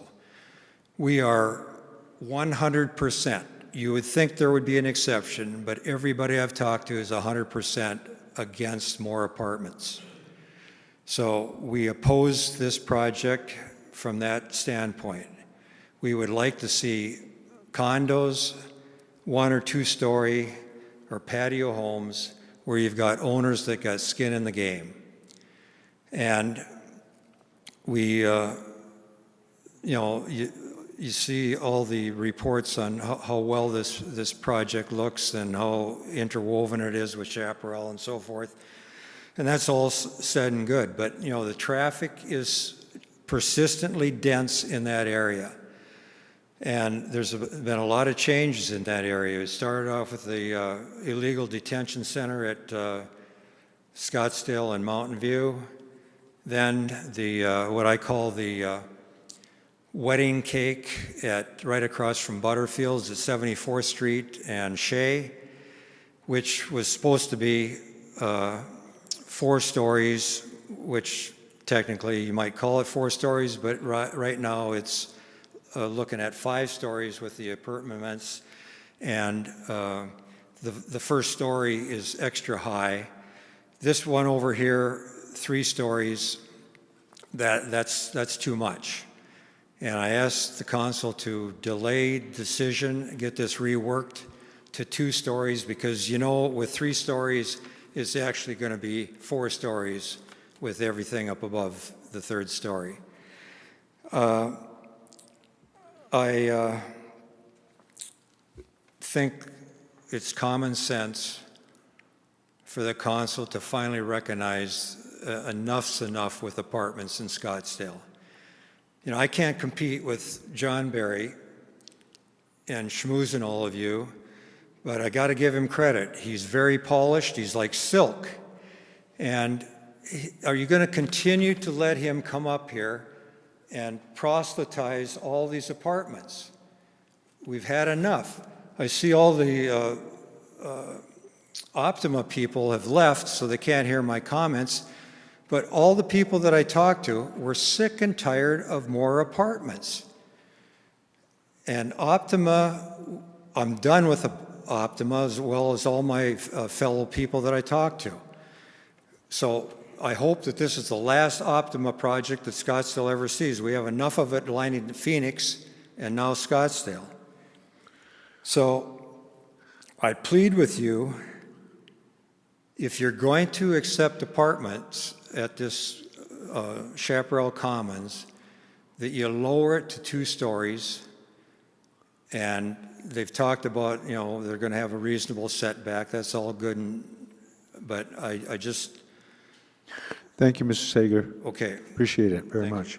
Adam Weissman?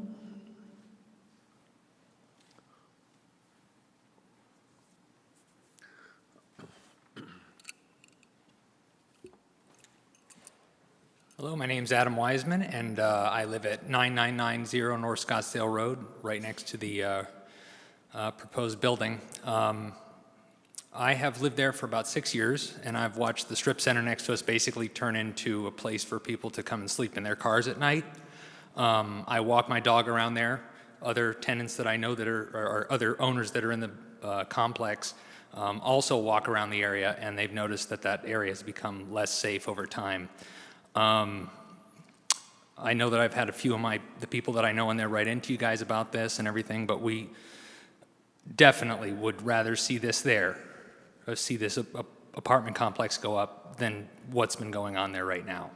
I'm really excited to see something going in where I can walk my dog on the side of the street and not worry about getting hit by a car, or worried about having someone yell at me that's sleeping behind this shopping center. So that being said, I would really like to see this go up in my area. Thank you. Thank you very much. So at this point, I would mention that there were 2 other cards submitted, Glenn Lear and Katie Kuhn, who left a note on record in support. At this point, I'd like to turn to Councilwoman Whitehead, Councilwoman Janik, and then Vice Mayor. Okay, I see that. I'm saying that council people may still have some comments. If you could like to respond to any of the public comments, appreciate it. Mayor, members of the council, yes. First, a little note about Jen McCall. She's actually one of 6 nationally certified teachers at Chaparral High School. And it's clear she's one of the reasons that Chaparral has the great reputation it has for its STEM program and for its academics. And I appreciate Betsy coming out on behalf of the parent-teacher organization. I had 3 kids that went to Chaparral. I was a member of that organization, and they do a fine job representing the well over 1,000 parents that go to have kids going to Chaparral. And we hope she's right, too, that this becomes a model, a precedent, another night of precedents, a precedent going forward where other folks will be able to see the value in partnering with education and create the community that we all desire. I think that is it. I would just make one note that the permitted height today under the existing zoning of C2 is 36 feet plus mechanical on this site. So that would permit 3 stories. So happy to answer any questions from Mayor. Sure. Let me now go to Councilwoman Whitehead and then Councilwoman Janik. If you have a question, why, you may ask, or if you just have comments. Councilwoman Whitehead. Okay. Thank you, Mayor, and thank you, John. Can you go through, and maybe it's staff needs to do that, you know, part of doing innovative new things with these developments is we try things and they may or may not work. So a lot of us were really excited about the gray water system, which our staff, our experts on staff said was not the best path forward. So I'm wondering what changes, if you can expand on what changes, I know the sub-metering, how do we get to the savings that is projected? Mayor, members of the council, Councilwoman Whitehead, I think the stipulation in your packet does a great job of listing those. So if we go to the stipulations, and I will put it up on the screen here. Yeah, I think it's good for the public if you can go through those. Right. And So staff wants to weigh in. with your permission. So you will note in the large print there, let me zoom in. which would, because right now it's hard to read. So this print are new stipulations since Planning Commission, and you will note our commitment to do the IGCC, no matter what the result is. Under the water conservation, so it requires us to provide water conservation measures to reduce water usage on site. Water conservation measures shall include, but not be limited to, sub-metering for water use for each residential and/or live-work unit. We didn't mention that there are 7 live-work units on this property. Application of water smart technology and information systems for sub-metered units that provide for leak detection and water consumption data. Sharing of analytics from water smart and applications with the City of Scottsdale.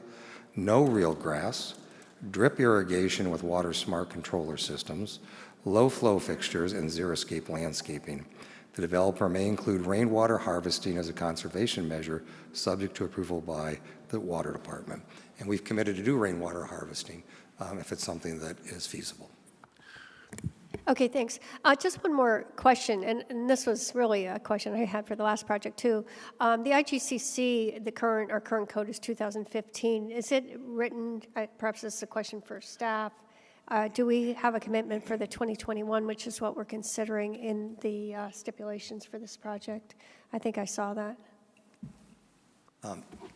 Mayor, Councilman Whitehead, the stipulation does not specify that, but my client has said that they would agree to that, to modify the stipulation to specify the date. Okay, so actually that was a concern last time too. So okay, so that's a stipulation that I would want added to a motion. Another question is I had a lot of questions about the 10% workforce housing. Just briefly, for the sake of the public, will you describe the rent, the flexible rent cost, how that is done? Well, you want a lawyer, I'm sorry, Council Vice Mayor Durham, I don't mean to disparage the entire profession, just zoning lawyers, but you would like me to be brief and synthesize this, difficult to do. But so what we will do is take 10% of those units and set them aside for what will qualify under federal parameters for what's defined as workforce housing. And by the way, all of this is set out in the development agreement. It's the same language that you approved in the development agreement for the very first workforce housing that was done in the city for the Toll Brothers case. So it says that you take the average median income of the valley, which right now I think is about $80,000, and the feds say you are only supposed to spend about 30% of your income on housing-related costs. So workforce housing is defined by the feds as between 81% and 120% of area median income of $80,000. So if you can't afford, based on your 30% income level for housing costs, if you can't afford that, then the developer is required to subsidize you for the balance. So if the market rate is $2,000 a month and all you can afford under the federal guidelines is $1,500 a month, then that $500 a month difference between market rate and workforce housing rates is absorbed 100% by the builder with no tax involvement at all. Okay. That was terribly confusing, and I apologize for that. Well, I've heard it so many times. I hope it's clear to the public. The neighboring HOA, which I think the last speaker actually lives in, they had some concerns about traffic from your proposed apartment. Can you describe what has been done about that? Mayor, Councilwoman Whitehead, yes. We actually have been working with the HOA since the Development Review Board. We received a similar letter that you got in your package earlier at DRB and at Commission, and at both DRB and Commission, we committed to work with the board and the management company, and we have, and we did. And I'm going to put up a graphic that that was prepared by engineers, so you'll have to bear with me for a second to describe what we've done.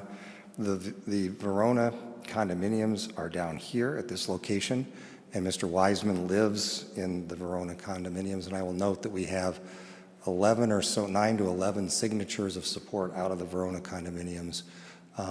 But their major concerns were twofold. One, the construction impacts, which is why Commissioner Serena recommended the construction mitigation plan, which is now part of the development agreement. So that was done to address their concerns.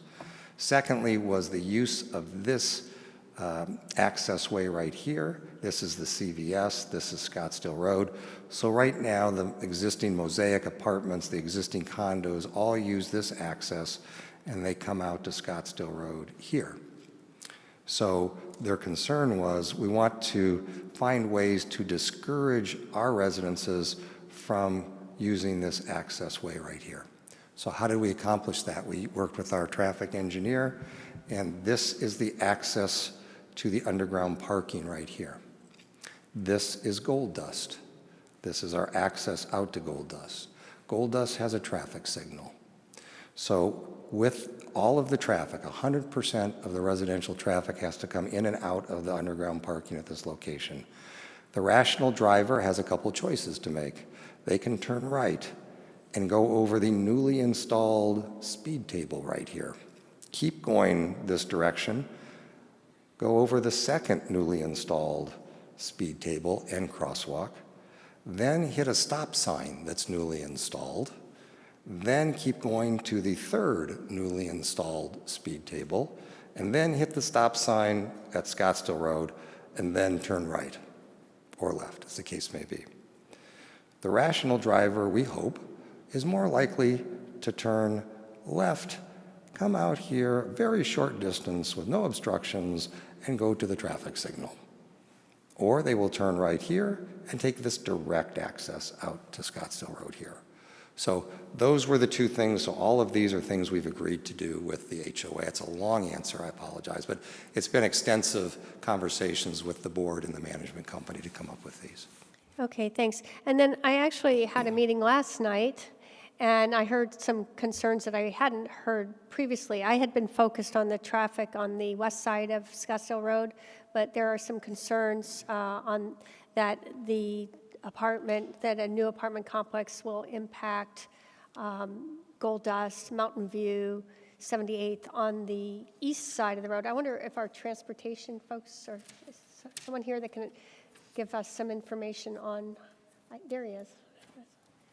Just if there's some guidance you can give me on whether you anticipate additional traffic issues with this apartment complex on the east side of the road.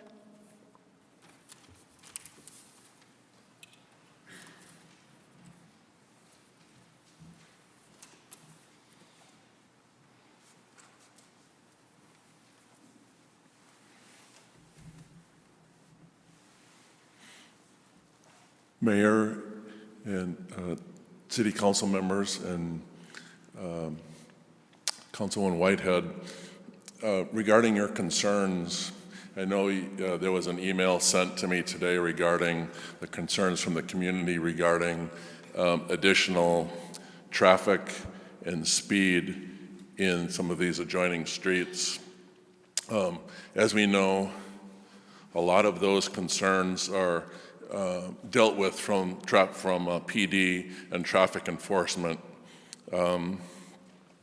The streets, as we know right now, they have ample capacity to address the traffic concerns and capacity from these projects. I don't know if that answers your questions or.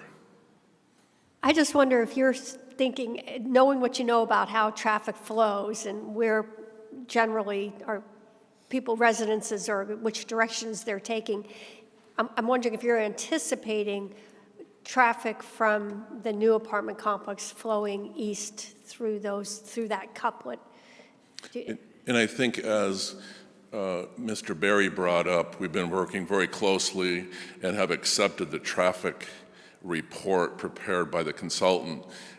There's ample street capacity, but avenues in and out of the project as shown previously. So we understand that there is traffic congestion as you get closer to Scottsdale Road or closer to Shea Boulevard with the larger numbers of signalized intersections. But And I think that's also due to the commercial being, set forth in that area. But the roadway network has ample capacity, and I think directional flow works well with this project. Okay, thanks. So I'll go ahead and let other people ask questions, and then I have some comments. I'm sorry, Mayor, Councilwoman Whitehead, can I just add on to Absolutely. comments of staff? I think maybe a context aerial might help a little bit. So this is Gold Dust, and this is Scottsdale Road. Here's our property. The couplet system for Gold Dust comes around here and then comes up north to Shea Boulevard up here. And that neighborhood and area you're talking about, there's no direct access from Gold Dust into that neighborhood to the east. To get into that neighborhood to the east, you've got to go up to Shea Boulevard and head east, or you've got to come down to Mountain View and go east, and then you're sandwiched between that neighborhood. I live kind of in this area, and I frequent this area. In fact, I think that's my car at Total Wine. The neighbors are accurate. The Mountain View can be a crowded street, or if not crowded, there's so little traffic that it's easy for cars to pick up speed there. So I understand their concern about that. Let me also tell you that this, you can see the existing buildings on site here, okay? And that's what uses water today, and that's what generates traffic today. And the mayor made a good point with the Optima project about commercial zonings generating lots of traffic and intense uses. And what we've demonstrated in the traffic analysis that staff was referring to is that the permitted uses in this building would generate, if it stayed, would generate more traffic than the residential project would. So we hope that in some ways we're actually kind of helping that situation. The other thing is we're going to have fewer trucks coming here. There are trucks that service this retail and restaurants. They come all hours, all day. And so there's lots of trucks serving these restaurants that used to be here in this area. All that truck traffic is gone in the area. So I think at the end of the day, I'd like to say that things are going to get better, but I'm not sure anybody actually believes that that's the case. But the traffic studies are showing that that's the case, that there's no negative impact on this as a result of this project. And again, Gold Dust does not go through into that neighborhood. Okay, well, thanks. Thank you. Next, we go to Councilwoman Janik, then Vice Mayor Durham. Thank you, Mayor. I have a couple comments and a couple questions. And my first comment is directed to Jen McCall. Thank you for taking such an interest in our students and in science education. I wish we had 1,000 more of you teaching at all of our schools, so thank you. Some other questions. I appreciate the fact that you reduced the height to 3 stories based on the response of the Planning Commission. I thought that was very good. Will there be any studios in this complex? Mayor, Councilwoman, no studios. Again, that was part of the collaboration with the Chaparral community to have larger units to afford the opportunity for more families to be part of this community. Okay, and this kind of dovetails off of something that Councilwoman Whitehead asked. It's a little more specific. I got an email saying that you might be limiting the apartments that are available for the moderate income people to just the 1-bedrooms? Or is it first come, first serve, as long as they meet the criteria, whatever's, 1-bedroom, 2-bedroom would be available? Mayor, Councilman Janik, I know that's an important consideration for you, and I'm positive it's at least the 1-bedrooms and the 2-bedrooms. Not sure if it includes the 3-bedrooms, but I know for a fact it's 1 and 2 bedrooms. Okay, thank you. I appreciate the side agreement with the schools. I think that's wonderful. This may perhaps be the best outcome we would ever expect, because it may be the start of a trend. And when our community and our builders work with our schools, we have better schools. And I think that is a goal that every single one of us wants to achieve. A couple comments on the success of the previous commercial that was at this location? Mayor, Councilman Janik, I'm not being facetious. It's what success? Okay. That's it. Thank you very much. And I will be supporting this project. Thank you. Vice Mayor Durham. Thank you, Mayor. I had two questions about the water. You had a slide that said there was going to be a 310% reduction. And I don't understand where that is coming from, because most of your water issues relate to metering and things of that sort. So I don't understand how metering and so on is going to reduce the water consumption by 310%.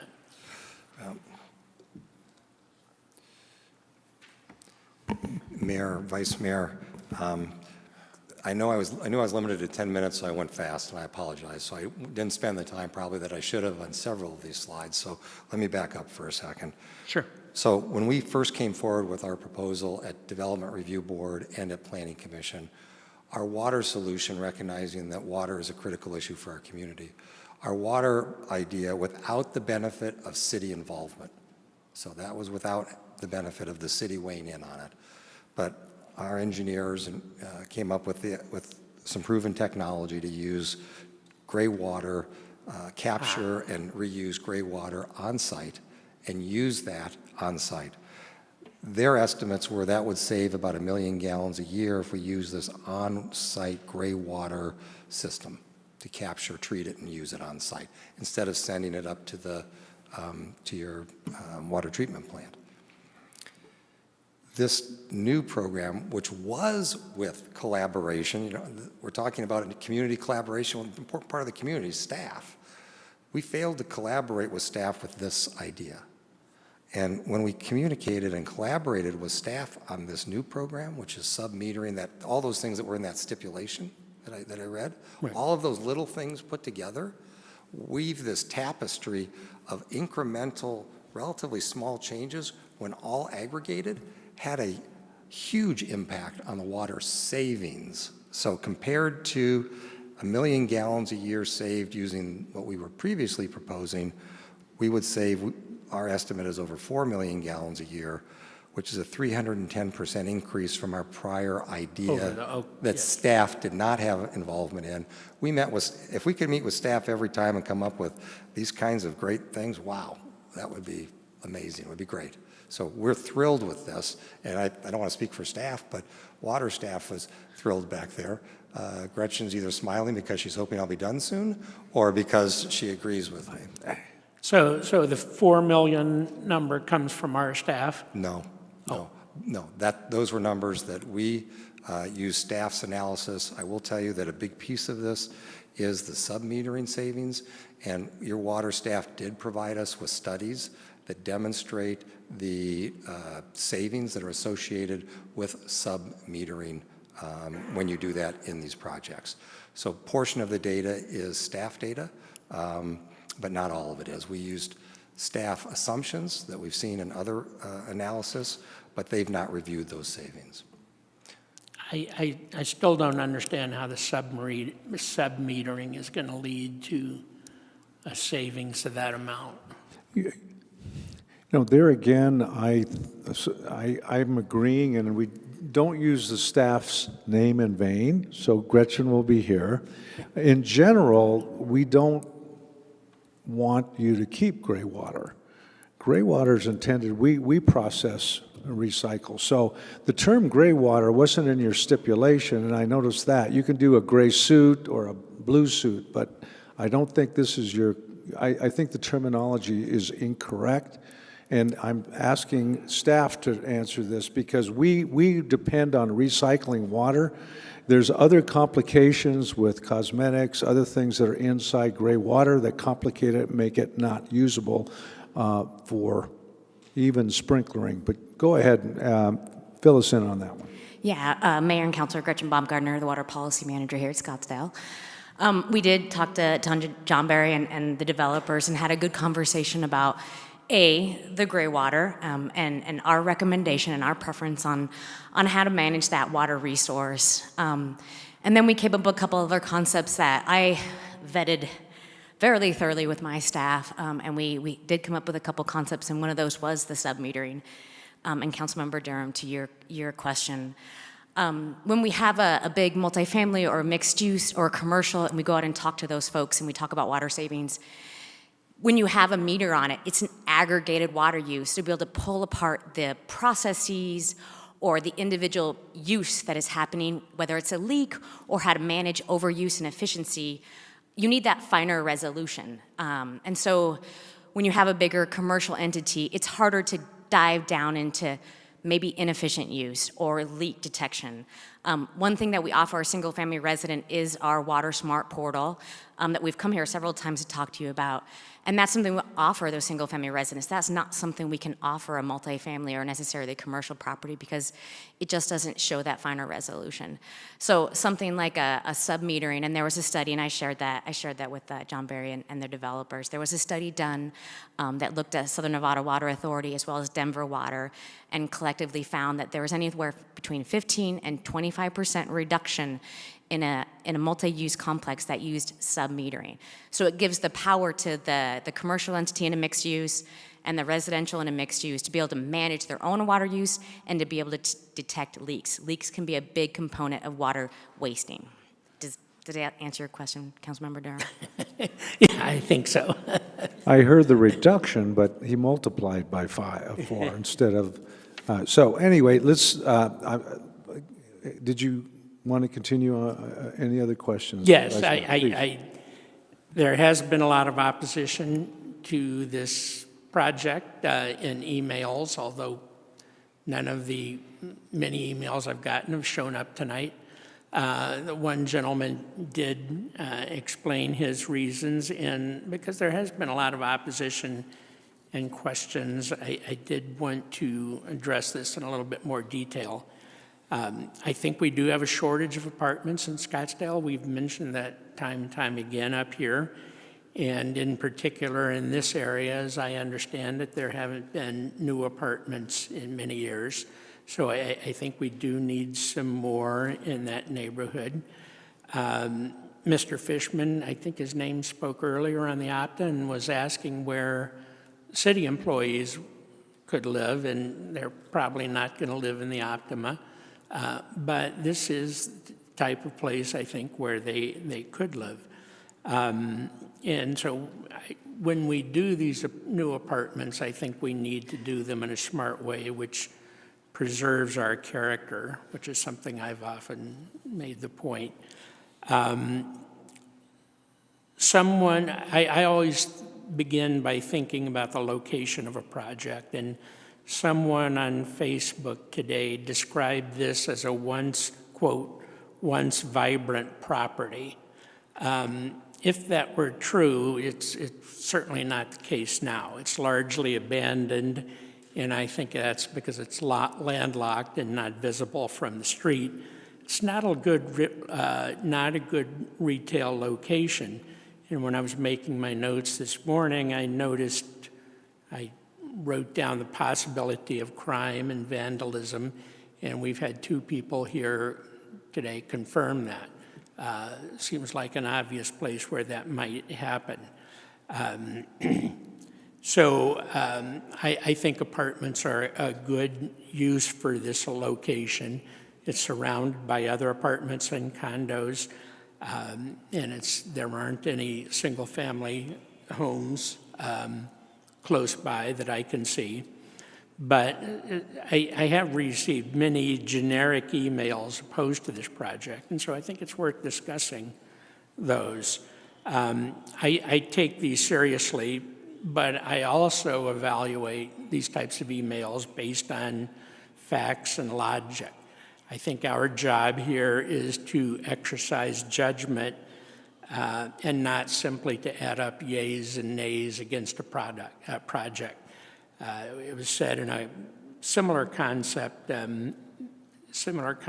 years ago that, I'm not a potted plant. I have a job here in exercising judgment. And so some of the emails I've heard, I received 2 emails today complaining that we were giving this project a variance beyond the height restrictions. And that's just not true. In fact, the 4-story has been removed, so this project is not exceeding any of our zoning rules. And many emails, in fact, many emails complain that this is a high-rise. And I think it stretches the English language to claim that 3 stories is a high-rise. And I believe the density is appropriate for this area, and the project is removed off of Scottsdale, so it's not going to block any views, and there are no single-family homes nearby.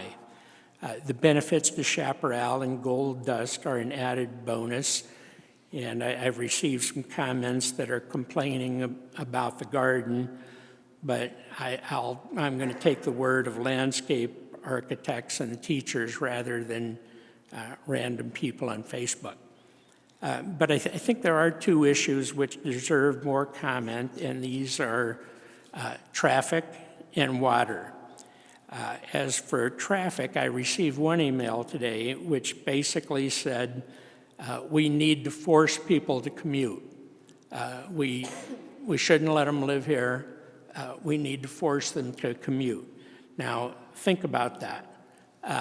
What happens when we force people to commute? That means more traffic, more congestion on both the freeways and surface streets, more air pollution, and it's just not a good idea. I've had the opportunity this year to speak to a lot of nurses, and hardly any of them live in Scottsdale. Many of them live in Gilbert, Surprise, wherever. And think about the commute that they have to make, and think about how that affects traffic. And there may come a time when those people, the essential workers we have here, refuse to put up with the commute, especially with higher gas prices. I wouldn't want to commute from Gilbert to Mayo Hospital. I'd be looking for another job in Gilbert. And based on the testimony from the Planning Commission last week, there are nurses who have left Scottsdale hospitals because of the commute. And I can't blame them. So within reason, I think, and that's important to say, within reason, we need to make it possible for essential Scottsdale workers to live here. So this project would carry out the general plan's goal of providing for a variety of living arrangements by providing for more affordable housing in this area. Now, as for water, contrary to what internet videos will tell you, multifamily housing actually uses less water on a per capita basis, which we've often mentioned here from the dais. And that's true because a large amount of water from single-family homes goes to swimming pools and irrigation and so on. But what many people don't realize is that water from multifamily housing is largely recycled and used again and again and again.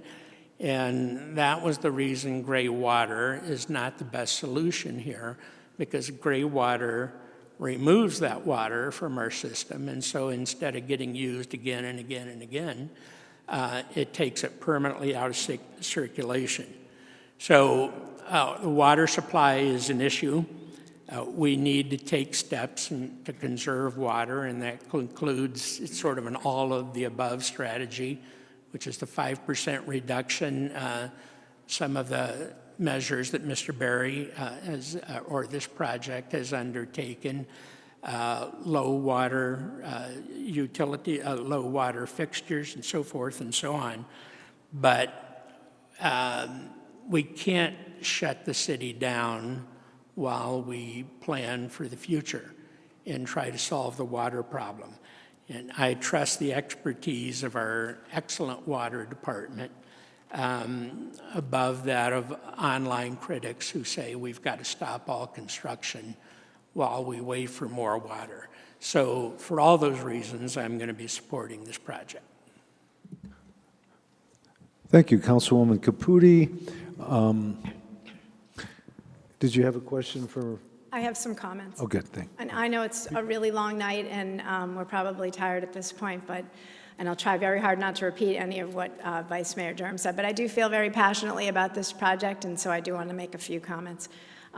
We've all been looking at this for, just like the last project, almost a year now. I've watched the Development Review Board meeting and the Planning Commission meeting and met with the neighbors and the city staff, the SUSD superintendent, the principal of Chaparral. I've talked to Betsy. I've sat in Jen McCall's classroom. I have patted the class bunny, Big Blue. The project has gone through lots of iterations, just like the one we saw previously, and it has gotten better and better along the way, and I think that's what we do here. We take good projects and we make them better. When this council agreed to make education a standalone chapter in our general plan, this is what I was picturing, a collaboration between the city and the schools in which we would have mutual benefit. When we restarted our education subcommittee, this is exactly the project that I was picturing, something that would allow us to have mutual benefit between our schools and our city. And so here's our opportunity to actually, have our deeds follow our words. Everyone benefits. And I am agreeing with Vice Mayor Durham. There's really no fact-based reason to deny this project, and I have read every one of the opposition emails, as I know everyone on this dais has, and so it seems that they're all falling into a few categories, and I as well just want to touch upon a few of them. There's a lot of talk about we don't want more apartments. So there's 2 million square foot of retail here, I think we heard, with 155,000 of it vacant. The retail is struggling and dying. We need more housing options. Retail follows rooftops. This is a failed and blighted shopping center, and we are proposing a mixed-use development that is much better aligned with both the area and the market conditions. I think we learned last week from our consultants that the percentage of single-family homes to apartments in our city is something like 70 to 30, and that has not changed over the last several decades, city staff assures me. And so this concept of we're approving thousands and thousands and way more apartments is a little skewed because the data shows that that's not actually true. We've been very consistent in our approvals. Water, I totally agree. This is an indoor use. As we've been told, it's using 58% less. It's an incredibly advanced technological system, and I think I took a note from the Planning Commission that you were saving 4.1 million gallons of water a year. Our water director has assured us that we have the water to build out till at least 2035, and we are carefully planning and monitoring. And I also want to point out that over the last several decades, as our population has increased, our water usage has actually decreased. So this idea that the people who already live here don't need to care about being efficient with our water, if we were going to allow other people to live here, that's sort of a weird way to think about it. I think none of us would live here, right? Everyone had said that before. We're all going to do our part, and therefore we will make sure that we have enough water for the future and for the next generation, and that's super important. I do think residential, traffic is a huge issue always here. The residential use is going to decrease traffic 75%, we were just told, compared to retail. And again, during the Planning Commission meeting, it was pointed out that the signal timing was going to be modified to decrease the traffic delays along both Scottsdale and Gold Dust. And I believe in the presentation, it was also mentioned that traffic volume has decreased significantly both at the intersection of Scottsdale and Mountain View and at Scottsdale and Shea. So these streets are nowhere near capacity. It's just hard to understand the fear of an overwhelming amount of traffic because the numbers don't show us that. So we've got a project with 10% workforce housing, a month free to families at the school, safer sidewalks, 200% more open space than required, this amazing community garden for the students and the neighbors, 142 mature trees, no short-term rentals, live-work options. It's only 3 stories. There's 2 levels of underground parking to replace the asphalt, IGCC standards, a construction management mitigation plan. It's hard to find reasons to say no to this project. It is a win for everyone. So as Vice Mayor Durham pointed out, I really think we need to use the facts when we make decisions here on the dais, and we have to plan for our future. So I'm proud to support this project. It has so much community benefit. I hope the rest of my colleagues will join me. And I'm happy to make a motion, but I think there's probably a couple of other comments. Councilwoman Littlefield and Councilwoman Whitehead. Thank you, Mayor. Thank you very much, Mr. Sager, for coming here tonight and speaking to us as representative of your entire apartment complex. I appreciate it.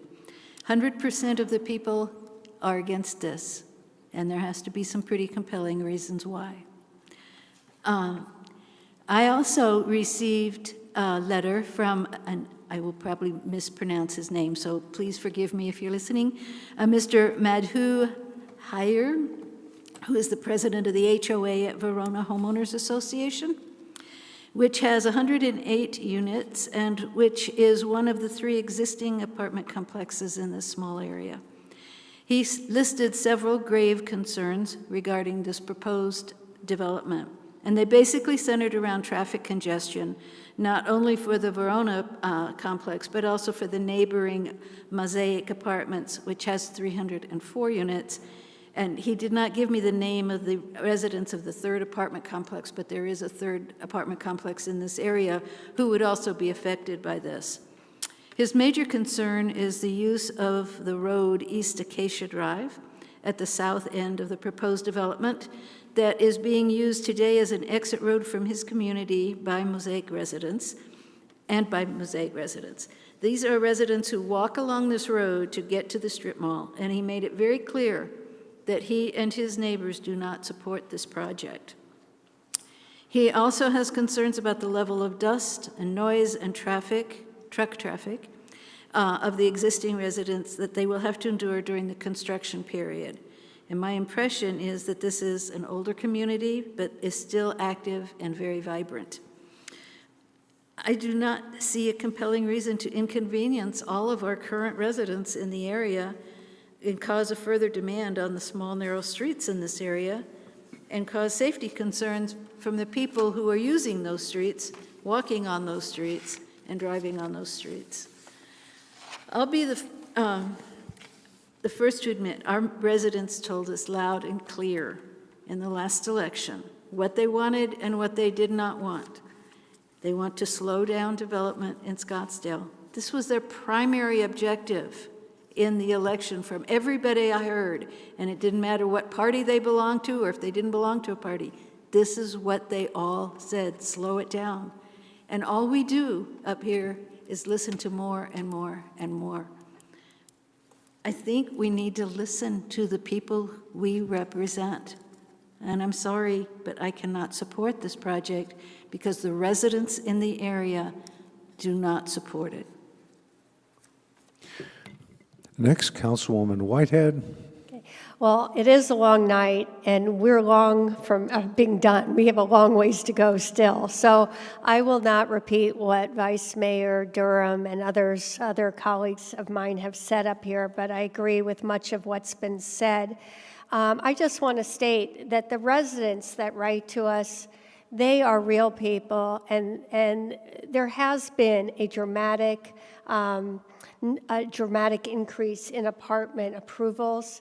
So the fear that the big changes that they're seeing are real, but we are, in the last 2 years in particular, we have not only raised the bar on development, but we have been very thoughtful about the size, the heights, the number of units, the density. We've negotiated first time ever stipulations, such as the workforce housing, such as the IGCC, even when it was not required. So and I have worked on this project for about a year. Pretty much all the tweaks and improvements that I have requested have been included in the project.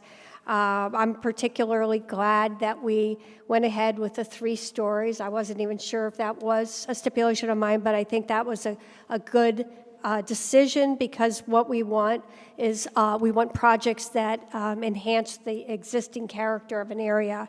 And I think that solves that. We're getting rid of a lot of asphalt. The developer's going to be spending a premium to put parking underground, which is good for future residents and good for urban heat reductions. I do want to talk about the traffic across the street there. That's legitimate. But it just, I don't believe this project impacts that, but that's the speed and the dangers that I heard last night are real, and that's something that I will be looking into. But rather than leave it verbal, I think what I'll do is make a motion and include the IGCC 2021. So with that, I motion to approve the High Street residential rezoning to GP 2022, 4ZN 2022, 3DA 2022, and adopt resolution number 12651, approving a minor general plan amendment to the Scottsdale General Plan 2035 from commercial to mixed-use neighborhoods on a 4.64 gross acre site. Adopt ordinance number 4569, approving a zoning district map amendment from Central Business C2 District to Planned Unit Development District, and a development plan with amended development standards for a new mixed-use development with approximately 215 dwelling units and 11,000 square feet of non-residential floor area on a 4.64 gross acre site. Adopt resolution number 12618, declaring the document titled High Street Residential Development Plan to be a public record. Adopt resolution number 12619 to authorize development agreement number 2022-164-COS with High Street Arizona Incorporated, the city manager or designee to execute any documents and take such other actions necessary to carry out the intent of the resolution and agreement. I want to acknowledge a private agreement between the developer and Chaparral High School, and I want to stipulate that the IGCC that is adhered to is the 2021. Second. Okay, we have a motion and a second. I do want to put in my 2 cents worth here. There's several things to like about this project. If it had an eco lab or there was an eco lab at high schools everywhere, that would be useful, and I think it makes a lot of sense. The amended standards, it's important to see what, well, let's correlate it with classroom size, okay? So classroom size, at some point they say about 22 or 23 is a teachable, compatible size. And then as it happens, some classes are hitting 40 kids per teacher, and that's not manageable. And that is a problem, and we all know the kind of stress that happens. Voters approved General Plan 2035, which called for 24 units per acre. This one has double that. It's 48 and a half, almost 49 units an acre. So that is a will of the people that was voted on in our general plan makes sense for growth and non-growth area where there's a heavier density. As you look at several of these units, you'll see they're about the size of a 2-car garage. So the density has been increased and doubled, and I have to point that out. That's also with amended standards. Our council said we were going to revisit all our ordinance requirements, and one of them that's being overlooked over and over again in the non-growth area is this 25 units, it's actually 24 per acre. And that is going to be relayed in many ways to the problem that we have with density. So on one hand, there's some good things to report, underground parking and so forth. On the other hand, I believe unacceptable 100% increase in density. That's that doesn't work for me. There seems to be a give back of 10%. Well, we'll throw 10%. You give us 100%, double the density, and then we'll throw you a little bone on the other. That concerns me. I understand, and the other thing that happens is amended standards. So the amended standards that would have had a step back, that would have had a two-story appearance, at least while you're walking along there, is abrupt. And those were requested, and they're on file here for amended standards. I believe I saw that on the west elevation, if I'm correct. So all of these together are telling me that, we have to have not only quality, but when you start piling people on top of people, then we're not going to have the Scottsdale that we expect. So the positive location, the reuse, I can agree with that. Unfortunately, every single time when they come in with something over 24 it's called high density, by the way. It's defined that way in our general plan, high density. Well, you double that, that's getting ridiculous. So that's the reservation that you have to realize, that as we measure what's right and what fits, I wish it was 25% subsidized, and I would propose that, because I don't really think that that 10% with a 100% increase is going to cut it anymore. And I have to pretty much stick to that. I've been very direct about it in terms of meeting directly with clients or prospects and applicants, and it's in our general plan. So that's the major concern. I see no one else wants to speak, so let's register our vote.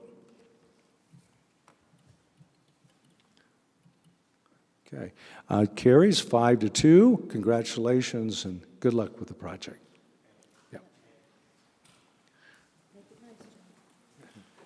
So next we will move on to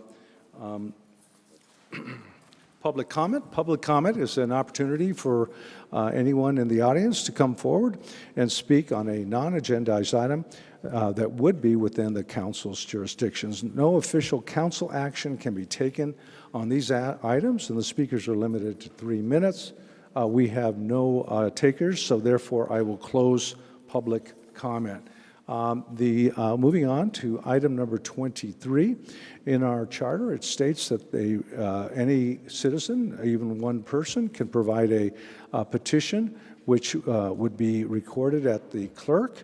And one gentleman spoke of that earlier as he presented it.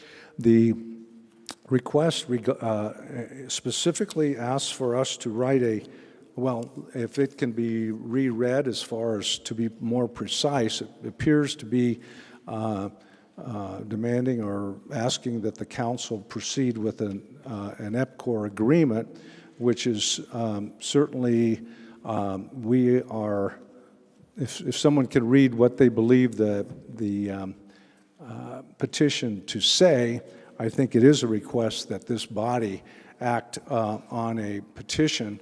And we have 3 choices. We'll get on the text of that. One is that to direct the city manager to agendize the petition for further discussion.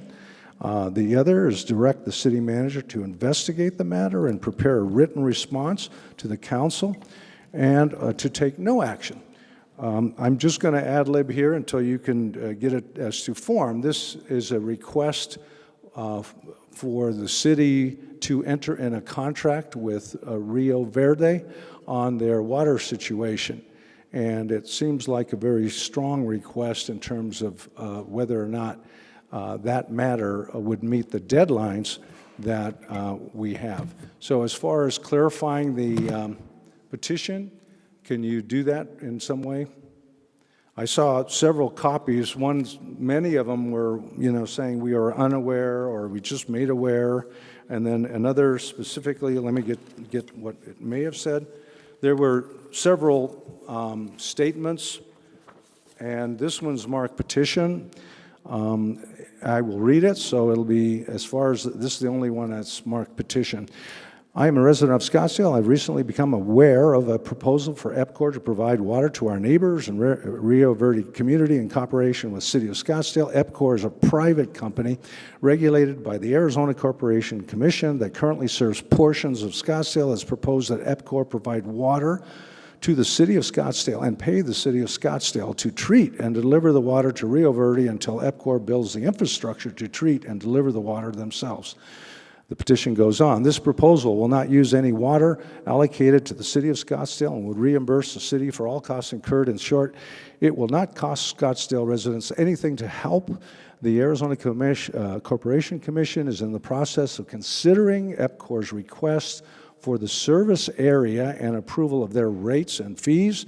A final decision is expected shortly.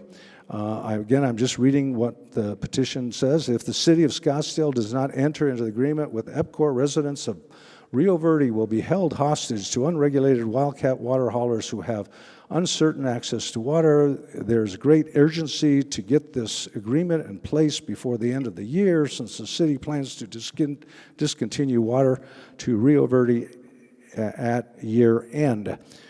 Given the urgency of this situation and the dire consequences to Rio Verde Foothills community, if we cannot come to an agreement with EPCOR, please show that we are good neighbors, and pending approval of the Arizona Corporation Commission, thank you for placing this matter on a city council agenda to authorize staff to work quickly in cooperation with EPCOR to work out the details of the plan to provide water to Rio Verde at no cost to Scottsdale taxpayers, and to enter into an agreement to adopt the plan as soon as possible and preferably before the end of the year. Thank you. So that's the text of it, and some attachments. Go ahead. Sorry, Councilmember Milhaven, Councilwoman Janik. Thank you. I'd like to make a motion to move forward to agendize this for our December 6th meeting for presentation to the council on the details of this EPCOR proposal, as well as any other alternatives that may be available to the Rio Verde community.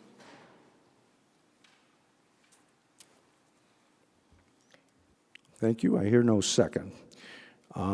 The action to direct and agendize has failed. I now have Councilwoman Janik, Councilwoman Whitehead. I'd like to make a motion to accept and acknowledge the receipt of the citizen petitions and that it be voted on by the council. For number 2, direct the city manager to investigate the matter and prepare a written response to the council with a copy to the petitioner. Second. Okay, we can speak to the motion and the second. In my opinion, the direct the city manager to investigate the matter and prepare a written response to the council is what I heard, with a copy to the petitioner. I believe that could provide the detail of our past council and past mayor actions, as well as include the facts about this council and how we have set the Tier 1 declaration, and that we expect to be in Tier 2 very shortly, which included the termination of off-property water. So we will look for that. Any Councilwoman Whitehead, Councilmember Milhaven. Yeah, I just want to caution those on this petition to understand that while there isn't anybody on this city council that doesn't care and want to respond positively, this is we have a fiduciary duty to our citizens. So I just want clarification perhaps from our city attorney that while I support having our city manager further review, that any discussions having to do with potential contracts must be done in executive session. So this would not be an item that would be a public discussion as the next step. Well, we should get a clarification, because the motion is just to discuss, to direct the city manager to investigate and prepare a written response to the council. And so that's what the motion is. not whether or not there's an executive session or other action on any matter. So we have to stick to what was offered in the petition, and that the city manager in the motion was directed to respond to the petition in writing. That's where we're at. Okay, oh, got it, Mayor. Thank you. I'm just wondering how, if we get, I see many steps between a response to this request and, having the information that this council needs. Perhaps we can embellish on what's the next steps. There's a lot to this, and there's a lot of unknowns. How do we get from here to a response from the city manager? Well, I would ask City Attorney, please respond again with our narrow focus here. Thank you. And the city manager can chime in if he would like. But I think when we're dealing with potential future contract negotiations, we're always very careful about what is stated in a public document, because we certainly don't want to inadvertently put the council in a box. The council doesn't necessarily have to move into executive session to discuss matters that are the subject of contract negotiations. They can if they would like to do so. I think that the city manager will certainly be careful in his investigation and report back to the council and to the petitioners with this petition. And I would invite him if he wants to clarify that further. Okay, that satisfies me. Thank you. Okay, Councilmember Millhaven and Councilwoman Littlefield. This is perhaps along the same lines as Councilwoman Whitehead. How is the city manager going to respond if he's not received direction from the city council except to say, I don't know what to tell you, I don't have any direction from the city council? I also think, that we have a responsibility to gather all the facts, and this proposal is a matter of public record. You can go to the Arizona Corporation Commission and read the proposal. So, it's not like this is confidential. For us to have a public meeting and an open airing of this proposal, I think is entirely appropriate, and a vehicle in a way that we can give direction to the city manager, because otherwise I don't know what his response is going to be other than I don't have any direction. You're done? Councilwoman Littlefield. Thank you, Mayor.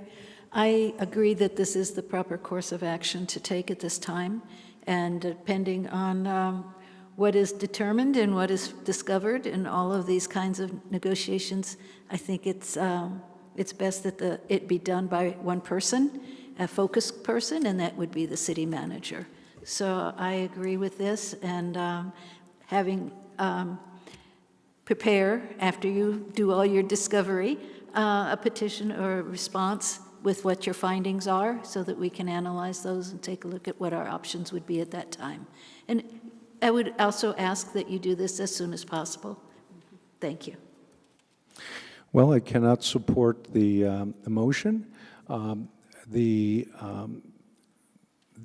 petition is so vague, and the unknowns would continue to keep our the direction that the Rio Verde people or the EPCOR people is inadequate in the petition, and to investigate that petition does not leave it's more nebulous than ever. Secondly, the missing party in this is EPCOR, and directing that we negotiate with EPCOR is really bad, because we're essentially negotiating with ourselves. EPCOR seems to be the taker, and the petition, as it's written, said that they believe EPCOR is their solution in Rio Verde. EPCOR also provides water for Fountain Hills. EPCOR has multiple hydrants in that area. EPCOR is the most in position to keep Excuse me, I'd like that. a point of order. I don't think we were supposed to EPCOR's discuss mentioned, the and I- merits of the no, petition, thank you, but rather thank you. how we would handle the I am future just discussion. thank you, Ms. Milhaven. I'm just saying that a third party is Excuse me, I'd like asking to us make a to. point of order. It is not appropriate for us to discuss the content of the petition. It's only appropriate for us to decide what future action we want to take with regard to discussing this petition. Thank you, and I would say that the missing party is EPCOR, and we are not allowing negotiation with Excuse EPCOR me, with this motion. I would like to appeal the It's okay, I'm chair's- just saying. I know you're just saying, but what you're saying is out of order, and I'd like to make a point of order. I've now appealed to the chair. The chair seems to think it's appropriate for him to continue to debate the merits of the content of the petition, and in which case I appeal to the council to uphold my point of order to say that we are only to discuss what future action within the three that we should take with this petition. I thank you, and I'm clarifying that because the parties were mentioned and the investigation is to direct the city manager, that would be clarified. With that, if you want to vote, we have Councilmember Milhaven, we have city attorney, please. Mayor, I'm sorry, I hit my button a moment ago. I'm not sure it's currently relevant. It is appropriate from the parliamentarian's point of view to have a limited discussion where that point, exactly falls into a discussion on the merits. I agree that the council is not agendized for a discussion on the merits, and we're looking at the three options primarily, and just enough discussion for the council to determine how they want to vote on the current motion and the three options that are available. I'll leave it to the council if you want to move forward with an appeal process. At this point, I think we can just vote on the motion. I'd like to request, I see I'm next to speak on the thing. I'd like to request a friendly amendment. Councilwoman Littlefield said as soon as possible. Can we put a date on that to say before our December 6th meeting? No. The motion maker may accept or not accept my friendly amendment. Thank you. I think I would like to give the city manager the time he needs to make an accurate and complete report to us, but as soon as possible would be good. Thank you. We have a motion. Please record your vote.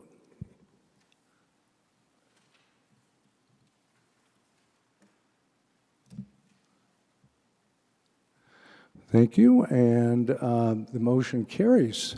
Thank you very much. Next, we will move on to boards and commissions and task force nominations. I will now turn the meeting over to Vice Mayor Durham for the boards, commissions, and task force nominations. Thank you, Mayor. This evening, the City Council will be nominating Scottsdale residents interested in serving on citizen advisory boards, commissions, and committees. The Scottsdale City Council is responsible for establishing city policies and enacting laws in support of those policies.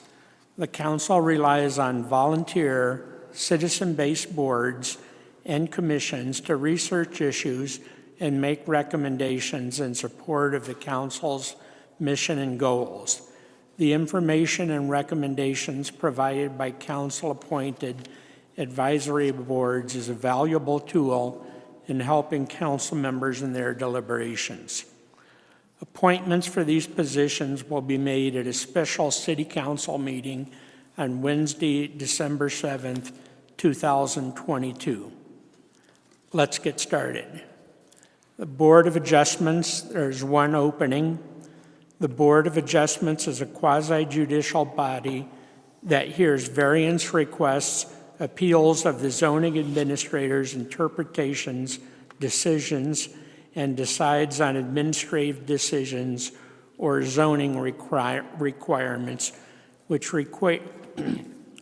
create unnecessary hardships in the development of property because of exceptional or extraordinary conditions. Jason Chokran's term expires in December. He is eligible for reappointment and has submitted an application for consideration. There is one vacancy and 5 applicants. The applicants are Jason Chokran, Travis Garcia, Alexander Hayes, Tom Hellberg, and Azam Kayum. I will now entertain nominations for the Board of Adjustment. Each council member can nominate 1 applicant. I will start by nominating Jason Chokran. No, Councilmember Janik? no change. No, sorry. No additional. No additional? No additional. No additional. No additional. No additional. Thank you. Jason Chokran has been nominated. Next is the Building Advisory Board of Appeals. The Building Advisory Board of Appeals has the jurisdiction to recommend that minor variances in the electrical, plumbing, and mechanical application of the building code be granted and that alternative construction methods or materials be allowed. Marcy Costewa's term expires in December, and she is ineligible for reappointment. There is 1 vacancy and 4 applicants. The applicants are Peter Eggspuler, Flores Freshman, Zachary Goldsworthy, and Stephen Sessholtz. I will now entertain nominations for the Building Advisory Board of Appeals. Each council member can nominate 1 applicant. We'll start with Councilmember Caputi. Pete Eggspuler. Councilmember Whitehead. Stephen Susholtz. Zachary Goldsworthy. No additional. No additional? No additional. No additional. Peter Eggspuler, Zachary Goldsworthy, and Stephen Sessholtz have been nominated. Next is the Library Board. The Library Board advises the City Council on general policy relating to the programs, services, and future development of the Scottsdale Public Libraries. Sheila Collins' term expires in December, and she is ineligible for reappointment. There is 1 vacancy and 4 applications. The applications are Natalie Esposito, Eric Geld, Paige Harvey, and Amanda Whitmer. I will now entertain nominations for the Library Board. Each council member can nominate 1 applicant. We'll start with Mayor Ortega. Natalie Esposito. Councilmember Millhaven. No additional. Councilmember No additional. Councilmember Caputi. Paige Harvey. No additional.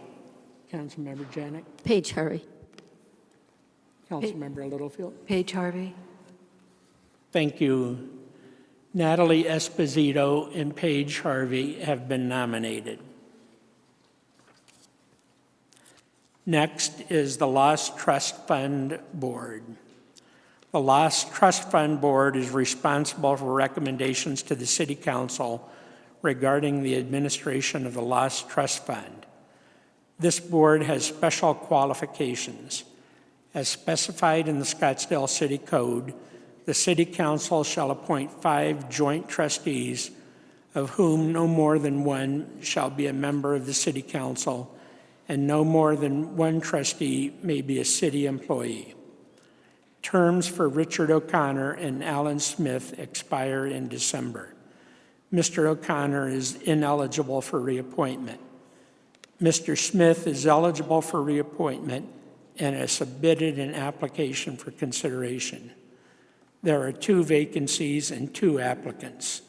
The applicants are Austin Brooker and Alan Smith. I will now entertain nominations for the Lost Trust Fund Board. Each council member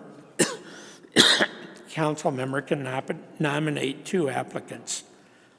I will start by nominating Austin Brooker and Alan Smith. No additional. No additional? Done. Yeah, we're good. Okay. Austin Brooker and Alan Smith have been nominated. Next is the Neighborhood Advisory Commission. The Neighborhood Advisory Commission advises and makes recommendations to the City Council on policies, plans, strategies, and programs for the preservation, improvement, and revitalization of Scottsdale's housing and neighborhoods. Carol Maraldi's term expires in December, and she is ineligible for reappointment. There is one vacancy and 7 applicants. The applicants are Rachel Behrend, Anna Fowler, Craig Hanslick, Doreen Hollowell, Christine Rodriguez, Richard Siegel, and Sandra Sweeney. I will now entertain nominations for the Neighborhood Advisory Commission. Each council member can nominate 1 applicant. I'll start with Councilmember Caputi. Richard Siegel. Councilmember Whitehead. Doreen Hollowell. Anna Fowler. Richard Siegel. Councilmember Littlefield. I'm sorry. Rachel Brent. Councilmember Janik. No additional. No additional. It looks like Rachel Behrend, Anna Fowler, Doreen Hollowell, and Richard Siegel have been nominated. This concludes our nomination process this evening. Individuals nominated will be contacted by city staff with additional information. I would like to take this opportunity to sincerely thank all who applied to serve on a citizen advisory board or commission. Even if you are not nominated, your application will remain on file for 1 year for consideration at a future date if there are additional vacancies. Thank you. I'll turn the meeting back to Mayor Ortega. Thank you very much. Therefore, I will adjourn the regular portion of our city council meeting and convene the work study session. I call to order the November 21st, 2022 City Council Work Study Session to order. For the record, I note that all the members of the council and the charter officers are present. Work study sessions provide a less formal setting for the mayor and council to discuss specific topics with each other and city staff and provide staff an opportunity to receive direction from the council. Well, they'll be back in a second. They were here when I said item. To provide an opportunity for the public input to continue the topic discussion. In this case, the topic will be capital improvement project updates. And although the council will be drilling down to each issue, it is very useful for the staff to see where our direction would come forward in future agendized items. In particular, well, I'll stall a little more. They'll be back in a minute. Yeah, let's go ahead and take a 5-minute break, and we'll come back. 8:30.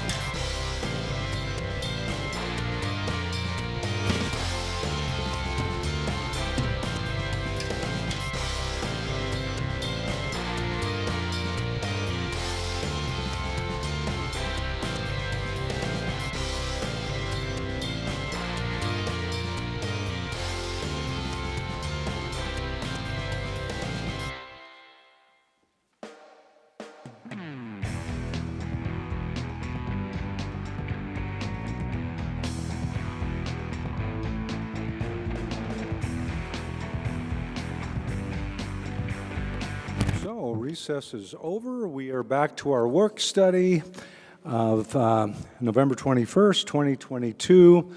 All charter are present. All council are present and charter are present too. Let me continue, and we will start with the capital improvement project updates. Presenter is Dan Worth, Public Works Director.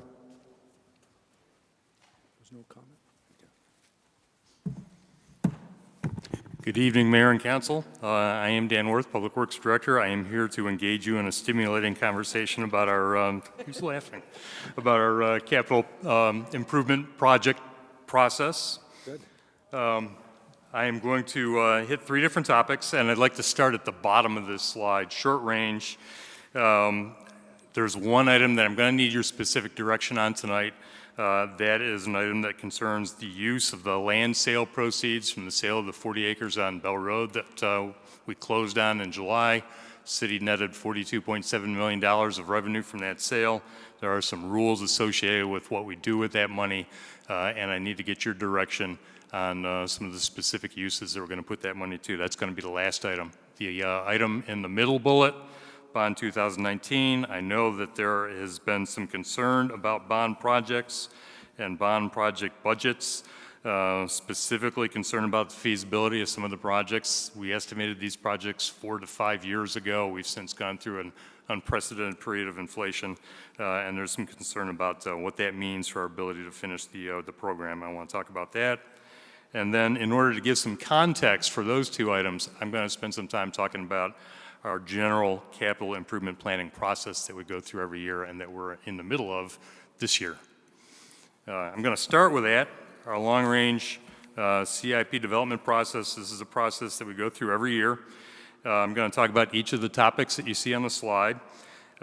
This is how we look at all of our capital needs to include additional needs for those bond projects, but all of our capital needs, and we put together the proposed CIP every year, which we then present to you in April as part of the proposed budget. The last item on the list, I'm going to provide some details about projects that are under consideration this year's cycle. Hopefully that gives you an idea of the magnitude of what we're dealing with. But I will emphasize, I'm going to repeat this, that this is a process that is just starting. We have a lot of work to do to validate the feasibility of projects, to prioritize the projects, and to put together the recommendation that comes to you. So I'm not actually asking for any kind of feedback or input on this CIP planning process. I'm just kind of giving you a sneak peek at what's involved.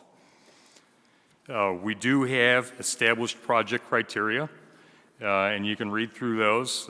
We evaluate all the projects based on the degree to which they meet one or more of these criteria, and we use these to prioritize projects. This is not staff's idea. These are prioritization criteria that were last formally agreed upon by the CIP subcommittee in 2017, and we've been including these in our CIP budget book every year since then, and using these to rate our project. These aren't prioritized or weighted. I'm not saying that the first one is the most important. It's not like that. They're unweighted, but we apply all these criteria as we evaluate projects. This is the timeline for that annual process. We are near the top of this. The October and November items, you can see the second item on this list, the departments have submitted their project requests. I'll talk about what got submitted a little bit. We're going through a review right now. We have a group that takes a look at all of the automation projects, all the construction projects, and looks at the proposals in terms of feasibility. Are they estimated properly? Do the proposed or the proposals include all the costs that are going to be associated with that project? It's a feasibility review, the technical review. We've also got another group that looks at operating impacts. We have to take a look at what it's going to cost in our annual operating budget if we implement any of these projects. Then we have a management level. It's directors and senior managers. We convene twice, once for construction projects, once for technology projects. We develop a staff recommended prioritization, and then in January we sit down with the city manager and based on his direction and input, we'll modify that to come up with a proposed CIP that we end up bringing to you in April. And then you can see the last few steps in this process are opportunities for us to get your direction, incorporate it, and finally bring the product to final approval. What I just showed you is the second column out of these 4 columns, putting that process, that year-long process in context. For a project to happen, there's a lot of stuff that happens before it gets submitted into that process, and there's a lot of stuff that happens afterwards. Before it gets submitted into that process, we have to develop the concept. Often involves a master plan, often involves some feedback from citizen groups, board and commissions. After we get approval, we've got a design process. We've got steps that we have to go through to meet our own internal planning requirements, DRB. If it's a municipal use site plan, we have to go to planning commission. We've got a series of things, constraints, steps that we have to take in design and then in construction. The last thing that happens before the project is a reality, you can see some of the things involved in that. I just want to give you a couple of examples of how that plays out over time. I'm going to show you 2 projects, a building project and a road project. This is Fire Station 613. It was funded by Bond 2015. From start to finish, start of design to completion of the project, about 3.5 years. And you can see some of the things that happened at different points in that process. Land purchase, design begins. We actually began design on this project before the approval of the 2015 bonds. We had general fund money allocated to design the project so we could get a head start. And we started working on this project. I went back in my records. The first action that I had involved in this project was 6 years before that. 2019, we were actually contemplating buying a parcel of land for this. We didn't end up using that parcel. We settled on a different one. But that's an iterative process. We got to respond to the community. We got to respond to the needs of the department requesting the project, and it takes some time to sort that out. So we went through a fairly lengthy planning process. You can see the design and then construction in 2017, 2018, about a 3.5-year process from the approval of the project, not counting that earlier stuff, to completion. And this is fairly representative for a building project. Street project, fairly small project, intersection improvements at Hayden and Thomas, 5.5 years. And again, there's steps that happened before this timeline started as we developed the need for the project and sought funding for the project. A couple of other points that I want to make on this one, things that are involved in some of the street projects that you don't see on the building projects. Utility conflicts. Almost every project we do, we're not building roads, new roads through the desert now. When we were doing that, we didn't have utility conflicts. We didn't have existing water or wastewater, telecommunications, all the other Salt River Project water distribution lines. We didn't have all that stuff under the roads. It wasn't a big, long added step to the process. If we're building projects that are expanding existing roads, or even more importantly, building projects in the southern end of the city like this one, where we're very constrained in the right-of-way, we've got to cram all that stuff into a narrower corridor, that can introduce some very lengthy delays as we sort out the requirements with all the different utility providers. And then another factor on road projects, which is also the case on this one, we can get construction done quicker if we just close the whole segment or the whole intersection. And some people are, you're hearing about Osborne Road right now. It's restricted, but there's still traffic flowing through that area. There's movements that you can't make as we take down half of the intersection to build a roundabout, but we still got traffic flowing through that. We kept this intersection open the whole time that this project was built. You probably remember, some of you, hearing from some of the business owners about how they felt that impacted them. We bent over backwards to keep traffic flowing and to work with business owners to ensure that all of the entrances are still available, so that we're minimizing impacts, negative impacts of the construction, and that adds time. And again, an example project, you can see about a 5-year period from start to finish on this one. This slide is just to give you an idea of how we deal with the constraint of funding.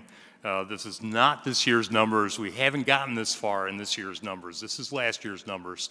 But the idea that I wanted to get across to you is that we've got to evaluate available funding. And this is an analysis we do. This was what we did with general fund last year. We do this for all of the funds separately, but we take a look at the beginning fund balance.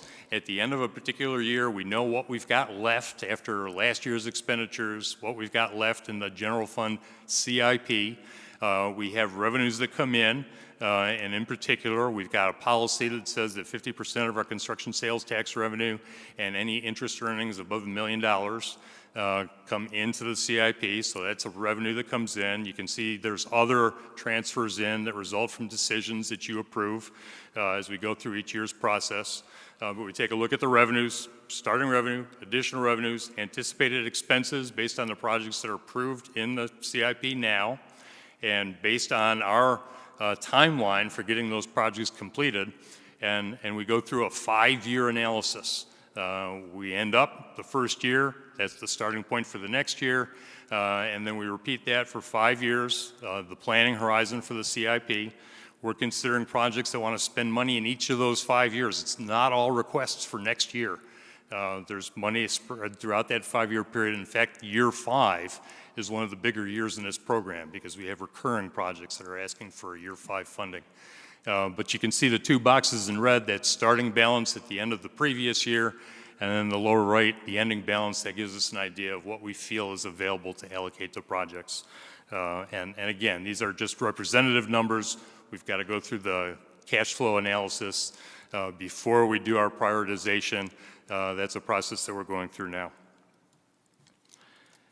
And then I want to finish talking about our annual recurring process by talking about some of the specific project needs that we have.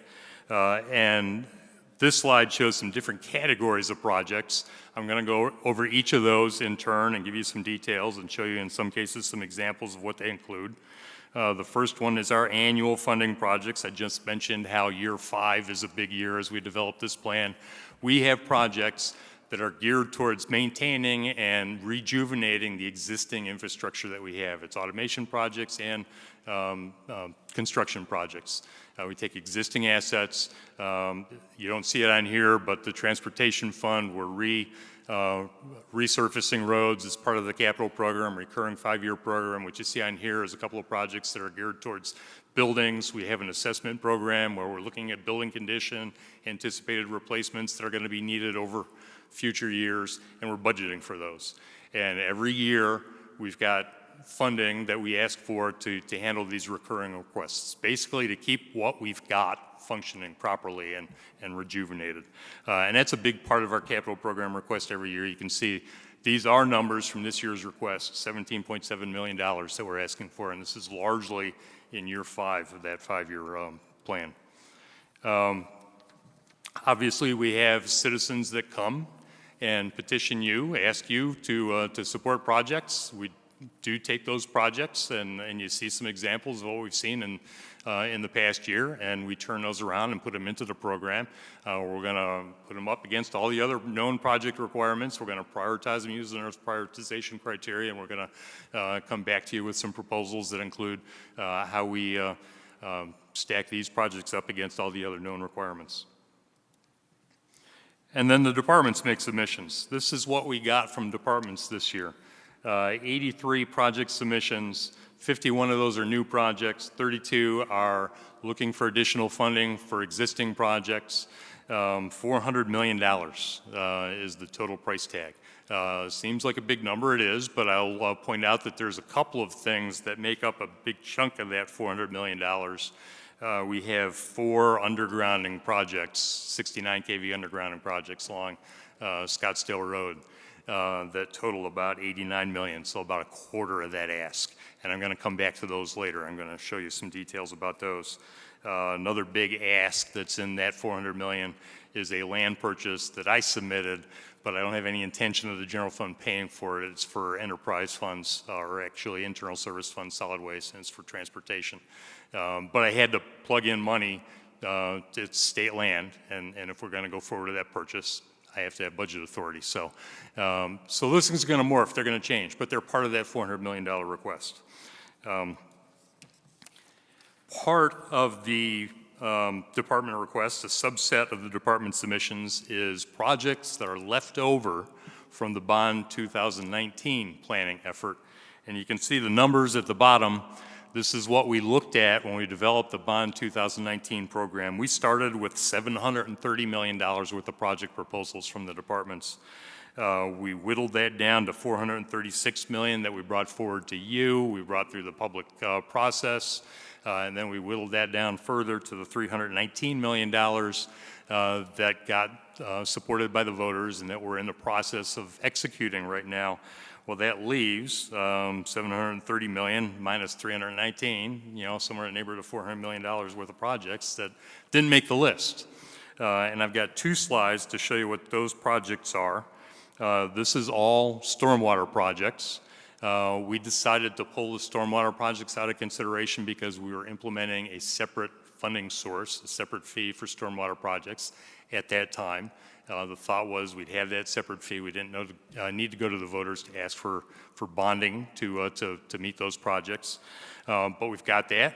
We've accrued money. We've identified projects. We've put them into the CIP. Those are still left. These are still ones that were identified in that Bond 2019 process that we still don't have enough funding for.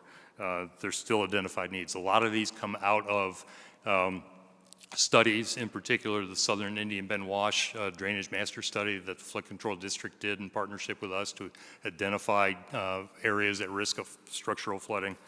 So they're definite needs, and they're currently, well, they're being submitted for the potential to add general fund funding. Many of those are being submitted. The second is a list of projects, second slide listing projects that didn't make the cut in 2019. Basically two categories on here. I mentioned those undergrounding projects. They just didn't, the price tag is high, and they didn't rise high enough in the prioritization back in 2019. We didn't do them. They're still unmet needs. We still have a general plan goal to underground power lines. It's an expensive project, and we do look for opportunities to partner with the utilities. When the utility is going to replace a power line, we get a break in the cost. We try to take advantage of those, but still unmet needs left over from that bond process. And then the other category, we've got a lot of park facilities that didn't make the list. A lot of these are phase 2 neighborhood centers that go with some of the parks that we've already built, like the Dock Cavalier Park, DC Ranch Park. And then another subset of submissions that came from departments is the projects that did make the list in the Bond 2019, where we've identified shortfalls. And I'm going to spend, actually this transitions into that second bullet. I was going to talk about the Bond 2019 shortfalls. That's what the next set of slides is going to be, addressing that subject. And it's not just the project submissions that are asking for money. I'm going to be addressing the whole Bond 2019 program, give you an update on what we've done so far, and an update on what the anticipated additional funding needs are, and some strategies for how we can address that. So that is the next section, the Bond 2019 forecast. A little bit of status. We've completed 10 projects. I'm going to show you a list in a minute. We've got you can see about half of the pie chart that's either in design or construction. And I say construction and implementation. There are some that aren't construction projects, some of the automation projects. And then we've got a group, 19 projects that we haven't started yet. And I'll address each of these in turn. Before I get into the projects, just a point I want to make on the funding, particularly the issuance of bonds. We got voter approval to issue $319 million worth of bonds. We have not issued $319 million worth of bonds. We've issued $55 million. There are rules associated with spending that money. We can't issue all that debt at once. We have to issue it in line with our projected spending. And we developed a projected spending plan for all $319 million worth of projects with input from council. In January 2020, we approved the execution plan for these projects. Took several different things into consideration. The impact on the secondary property tax, impact on the operating budget, took all this information into consideration, developed a plan to spend this money over 9 years. And then we have to develop a plan for the bond issuances that matches that up. So a couple of takeaways from that. We're assuming debt is needed to meet the timeline. All the money is not available right now. And obviously, we're not paying interest on debt that we haven't issued yet. So I know that you're hearing from some people who are claiming that we've got this money, it's all sitting there, it's ready to be spent. It's not. And this is the $55 million issuance that we've done. Timeline for the next issuance is coming to you, I believe, early next year. And then there's to be determined based on cash flow and decisions that we make going forward. In a way of update, I did mention that we have 10 projects that we've completed. Here's what they are. And I will point out, I got 2 columns. I got the original budget that was approved by the voters. I've got the completed amount. Some of these projects had money added. Sometimes we added money right up front for non-bond eligible expenses. Sometimes we added money because in the course of developing the project, we determined that we needed to add money. Some were actually completed under budget. We do that occasionally. And you look towards the bottom, number 46, 47, and 50, 3 West Roll projects, all completed under the original budget. You look at the next one, number 52, the restrooms in Westworld. We were able to take savings from those first 3 projects and reallocate them based on staff proposal to the Bond Oversight Committee, Bond Oversight Committee making recommendation to you, and you approving it. So this is one of the things that we can do. Within a question, we can reallocate funding. We had savings. We reallocated it to be able to complete another project. They're all in the books now as completed projects. This is a list of bond projects that are underway, and we are not asking for additional funding. It includes some projects where we've already added funds. I think you're all well aware of a couple of high-profile projects, the Civic Center Plaza project, the Bell Road Sports Fields, where we added money in this year's CIP in order to meet anticipated shortfalls that we found as we started developing those projects. So this shows the original bond funding and the revised estimate, in some cases higher, but we've already addressed it. We're not asking for more money as part of the CIP process for these projects. And it's a fairly lengthy list. These projects are in healthy shape right now. And 3 that I want to point out, down at the bottom, number 63, parking structures in Old Town Scottsdale, $20.9 million. We have agreed to fund as part of private development $2.2 million worth of public parking in the Artisan development when that goes to construction. Other than that, this $20.9 million has not been accounted for. There's ideas, there's potential, there's possibilities, but we haven't started the process on any of them. Thank you. Let me just add something and regarding downtown parking structures, which, you know, shows a 0 at this point, but can you also fill me in on the revenue from Museum Square? And I understood that was 24 or something like that million. And I thought that at some point there would be funds attributed to Artesian or whichever that underground garage was out of that 22 million. First of all, what is that amount when we surplus that property? I know we're going to get to surpluses later on the Bell 40, but why don't you, since you covered that one item, how much money do we have in as a residual from the sale of Museum Square? Mayor and council members, I don't have the exact number at the top of my head, but it was in a range of $20 million. And we did 2 things with that funding.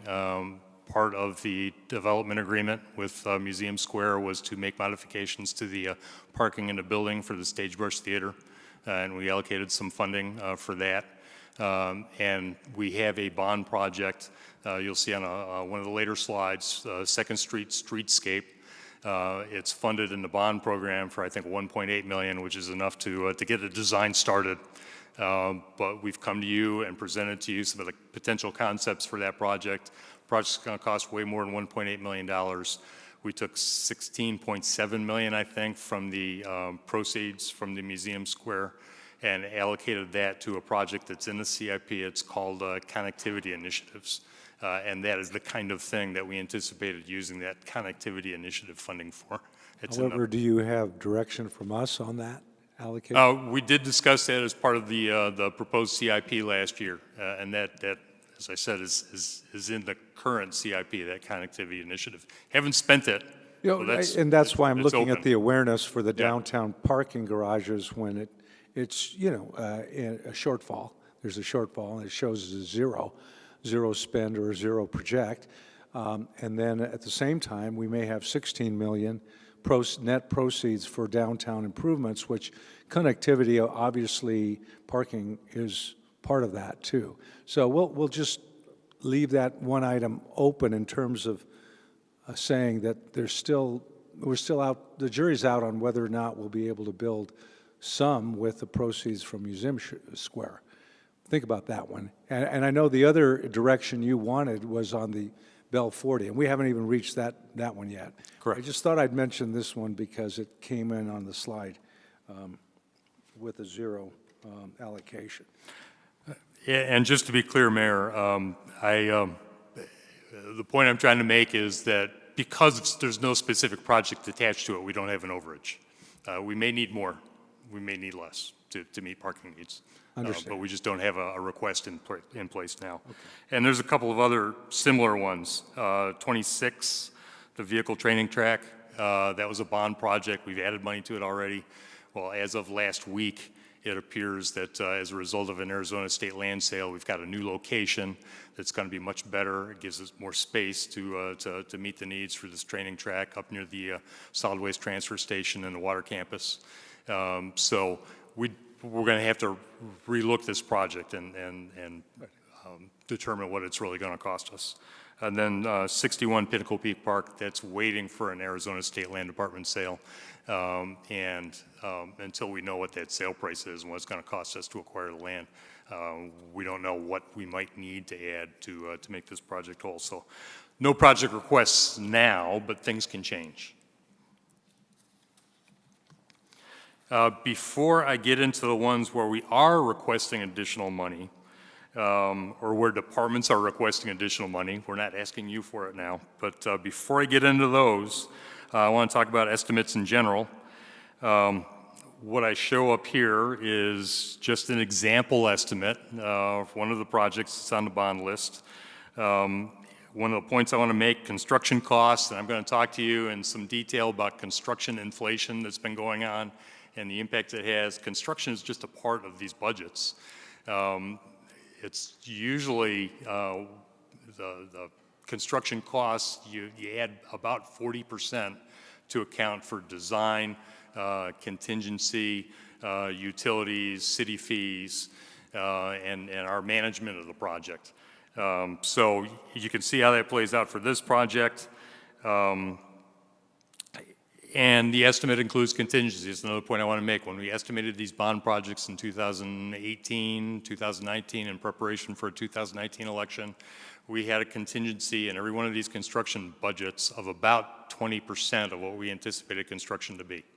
And I'm going to come back to that, but I just want to point out that that is a part of our normal project estimate. This slide gets into some of the details of the inflation that we're seeing in the construction industry. A lot of numbers, I apologize. We updated our projects to account for inflation. This is the inflation that we're seeing. The numbers are producer price index from the Bureau of Labor Statistics. The same people that bring us the consumer price index. This is the producer price index.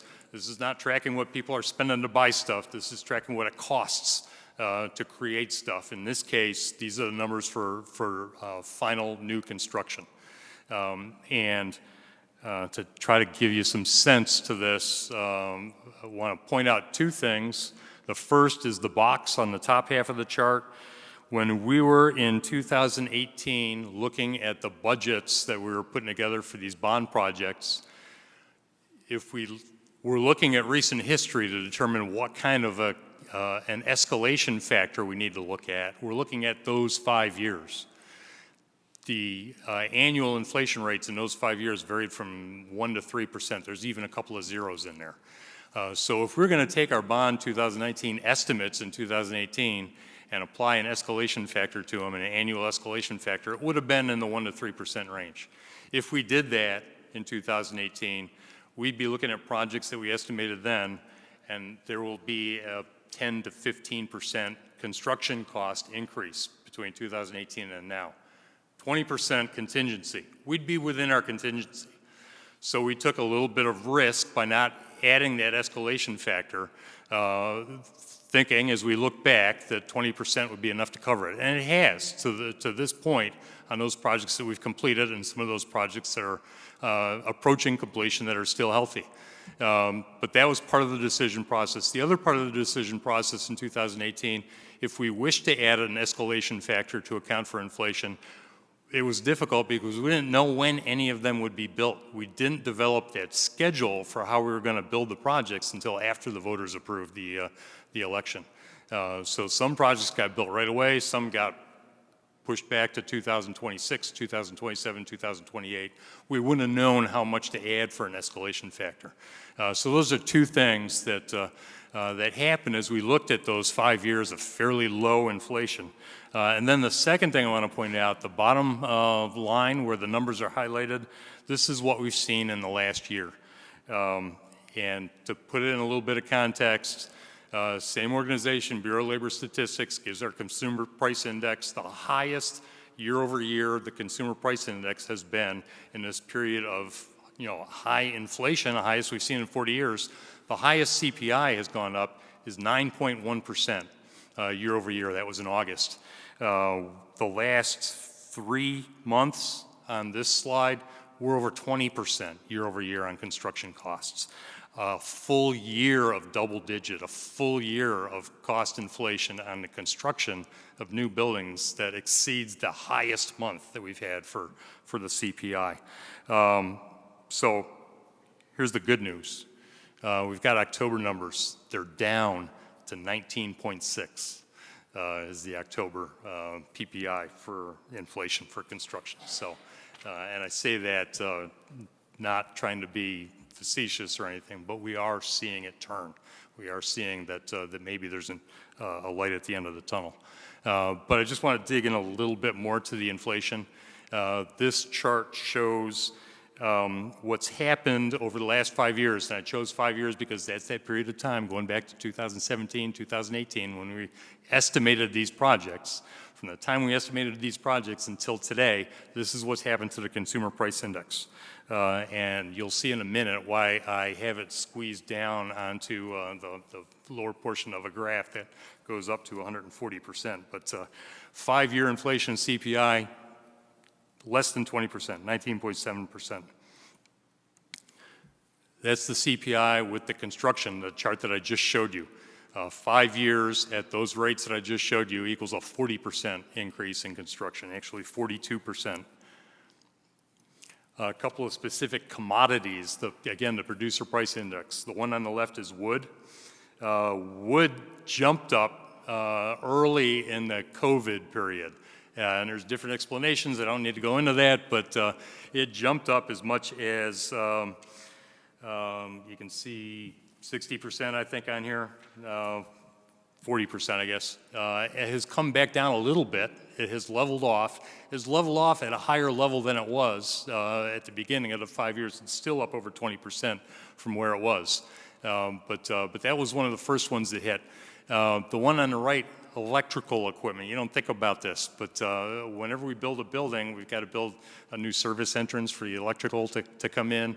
A lot of our construction, particularly in the water area, requires heavy electrical equipment, motors, switchgear, that is all custom built, takes a long time. That has skyrocketed in price. We're seeing up to 75% increase over the past 5 years.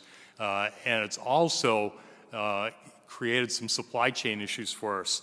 I got a slide I'm going to show you a little bit later, but just on electrical equipment, to give you an idea of some of the supply chain difficulties, we recently got a quote for a new service entrance section for our stadium Phase 2 project, not a bond project, but a project we're working on now.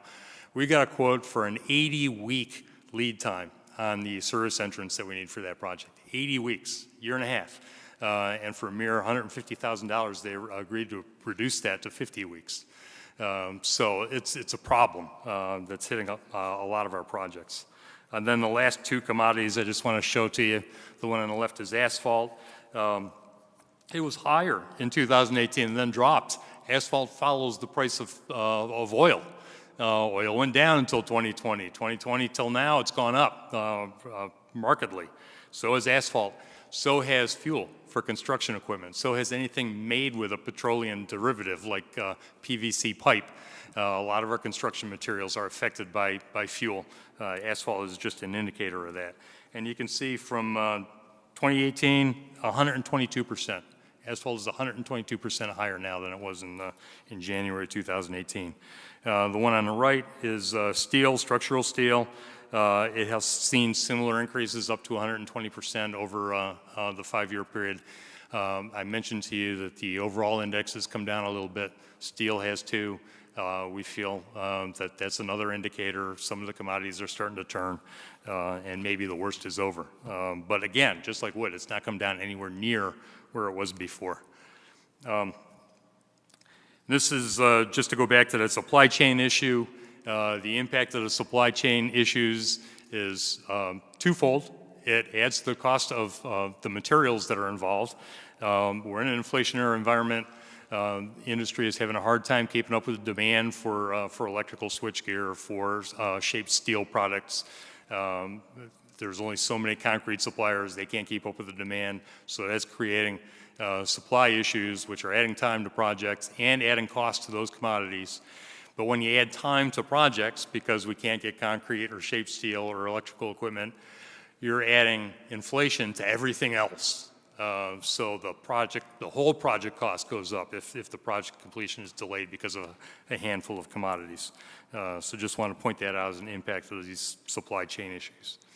I'm going to go into some of the estimates that we've made on some of the bond projects. I'm going to show you 3 different level estimates, and we group them into level 1, level 2, level 3. But we've got projects that are designed, that we've turned over or designed to a contractor or CM at risk. And they have gone through and developed a cost model. They've bid it out. They've got bids back, and they've come back to us and said, you're way off. You need more money for this project. That's level 1. We got a pretty good idea that that's what it's actually going to cost to build the project because they're actually out there bidding out subcontracts and materials. Level 2 estimate, we've got a cost model from a design consultant. And I love our design consultants. They're usually very good. The hardest time to be a design consultant is right now when you're in an inflationary period because there's just so much risk involved when they're putting together models and estimates for the projects that get borne out when we go to construction. Level 3 estimate, you're going to see a lot that are level 3 estimates. These are ones where we haven't begun. And I've just applied construction cost escalation factors. Okay, yes, Councilwoman Janik. Thank you, Mayor. A lot of material. Can I ask a question on this slide? Absolutely. Okay, when you get to level 1 and you've got your contractor hired and estimates, how long are those estimates good for? Because sometimes it's a matter of weeks. Again, it's a factor of the environment that we're in right now. I sat down with the CM on our fire and police projects down at our training facility last week. They've given us cost models based on bidding out the project, and they're afraid that they're already expired. They're already subs that they're going to have a hard time committing to keep the pricing in the model that they got. So it can be very short. Thank you. Also, just, how are your conversations with your counterparts in other cities that are in, reporting as you are? They're competing for products and construction professionals and so forth. Have you had much dialogue with them as well? It is absolutely. It's fairly wide. It's nationwide. And I'm hearing from our colleagues that they're suffering some of the same issues. I'm hearing a lot from the industry, from the design consultants and the larger contractors. A lot of them are going out and commissioning studies of their own to take a look at what supply issues and cost issues are doing. So it's a topic that's affecting everybody. We're certainly not unique. Well, I do, because once they're authorized by the council, I sign off on all those contracts, and as I read through them, there's a lot of stipulations with bumps when those occur, because subject to supply costs, subject to, review again. So all the subs have those same conditions in their bids based on, the kind of invoices they're getting as well. Okay.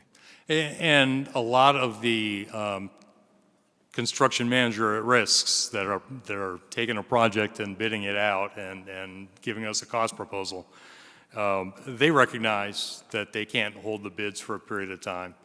They recognize that there's some risk involved in committing to a price. So they're going to build in or ask to build in allowances and conditional increases. To a degree, that's part of the price that we got to pay to get a project. Again, in this environment, we got to work with the contractors and be cooperative to an extent, or else it's just it's going to be too restrictive and it's not going to work. So with those estimates, this slide shows how that escalation factor applies. Those level 3 estimates, we just apply an escalation factor. I'm not looking at a design. Give you an example. This is roadway and pedestrian improvements on Main Street. It's in the later years. We haven't started any work on it. And you can see from the top row on the chart, starting in 2018, we applied to the original estimates. We applied a 2% escalator, then a 5 and a 5 and a couple of 10s in 21 and 22. And if you apply those escalators to a construction cost, that adds up to a 36% construction cost increase over 5 years. We feel it's very consistent with what we've seen, 40% PPI over 5 years. We feel those numbers are good for bringing us up to date, up to today, with the inflation that we've seen on projects where we're just trying to develop a reasonable cost escalator. You got to go forward as well, because some of these projects are 3, 4, 5 years in the future.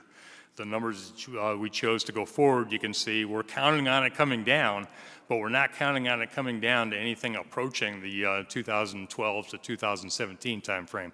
7.5, 7.5, 5, and 5. We're still looking at fairly healthy cost increases. Crystal ball. Who knows what's going to happen to the economy? If we go into a recession, it could go back down to 0, like it did following the 2009 recession. But we still felt that we needed to apply a factor. We feel that these are fairly conservative factors. We'd rather err on the high side than the low side. And we feel that these numbers do that for us. I just want to go through a couple of projects that we are well along in construction on to give you an idea of how this is all played out on some of our more higher profile projects. This one, the Bell Road Sports Fields. You can see some of the construction costs, some of the commodities that are escalated on the left-hand side. First one, mass earthwork escalations due to fuel, a lot of heavy equipment. All of our road projects, this project, a lot of mass earth movement, very sensitive to fuel prices. What else is sensitive to fuel prices? The prices for anything that's heavy. Bringing in steel, fuel is part of that price increase. Bringing in concrete, bringing in aggregates for road projects, sand for the base for these fields. It's all lots and lots of truckloads of stuff, and that's very sensitive to fuel. So the cost of fuel hits us in a lot of areas on projects that involve a lot of earth moving. Then you can see structural steel, electrical, some of those things that I pointed out, the commodity slides earlier in the presentation that have 120% increase, 70% increase on these two commodities. They hit this project. And then scope. Most of the level 1 and level 2 estimates that we're working with are a combination of inflation and scope changes. In this one, we had to make a determination that we had to come up with a means of providing water to the site. We settled on the off-site water and the reservoir, the pond at DC Ranch that became the nucleus for the DC Ranch Neighborhood Park. We didn't spend money from this project to build the neighborhood park. We spent money from this project to build the water infrastructure, the pump and the reservoir. Spend other general fund money to make improvements to the park, but that was a scope change that we had to account for. The other thing that I will point out, we've got in our bag of tricks the ability to reduce and change scope, to modify things, to try to offset some of the cost increases. In this particular project, we made a determination that we could meet the desire of the project with one less sports field. And that allowed us to not buy a parcel of privately owned land for adjacent to the Westworld fields that we're completing now. So that saved money from this project. So we've got some scope increases and inflation forces that forced up prices, some things that we were able to do to help bring the prices down. You can see in the lower right, the overall $40 million project, we added about $4.4 million, 11% cost increase over a 5-year period that saw a 40% increase in construction costs. We feel pretty good about this one. We feel that we were able to manage this fairly closely and minimize the damage. And this one is not terribly different, the Civic Center Plaza project. Construction cost escalation, I won't go over that, some of the same things. Scope changes, a lot of it were associated with the performance aspects, the 360 stage and E stage, lighting and audiovisual equipment for those we upgraded. It's going to give us a better product. It's a better facility, but there's a cost associated with it. You can see the numbers in the lower right. Again, 40% industry-wide during this 5-year period. We limited the cost increase on this project to 22.8%. Did involve us coming back and asking for additional funding. These are the projects that are now in designer construction, level 1 and level 2 estimates, where departments have requested more budget. I've got another slide. It's going to be projects where departments have requested more budget, but it's the level 3. It's the ones that aren't in designer construction. These are the ones that are in progress. A couple of points. Number one, I want to point out that the more astute observers who aren't worn down yet will count the number of projects, and it's actually 9, not 8. That's a victim of us changing the slide on the fly. We had a late breaking change. And I go back to the observation I made at the beginning. This process is a work in process right now. We're going through department submissions. We're evaluating them. We're making changes, and we made a change on one of these projects this past week that turned it into 9 projects instead of 8.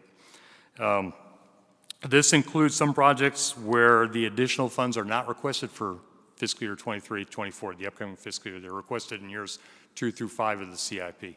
But they see the anticipated need now. They want to ask for the money now for those out years so they can complete the projects.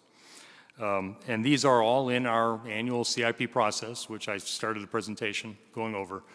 We are in the process of evaluating, looking at alternatives.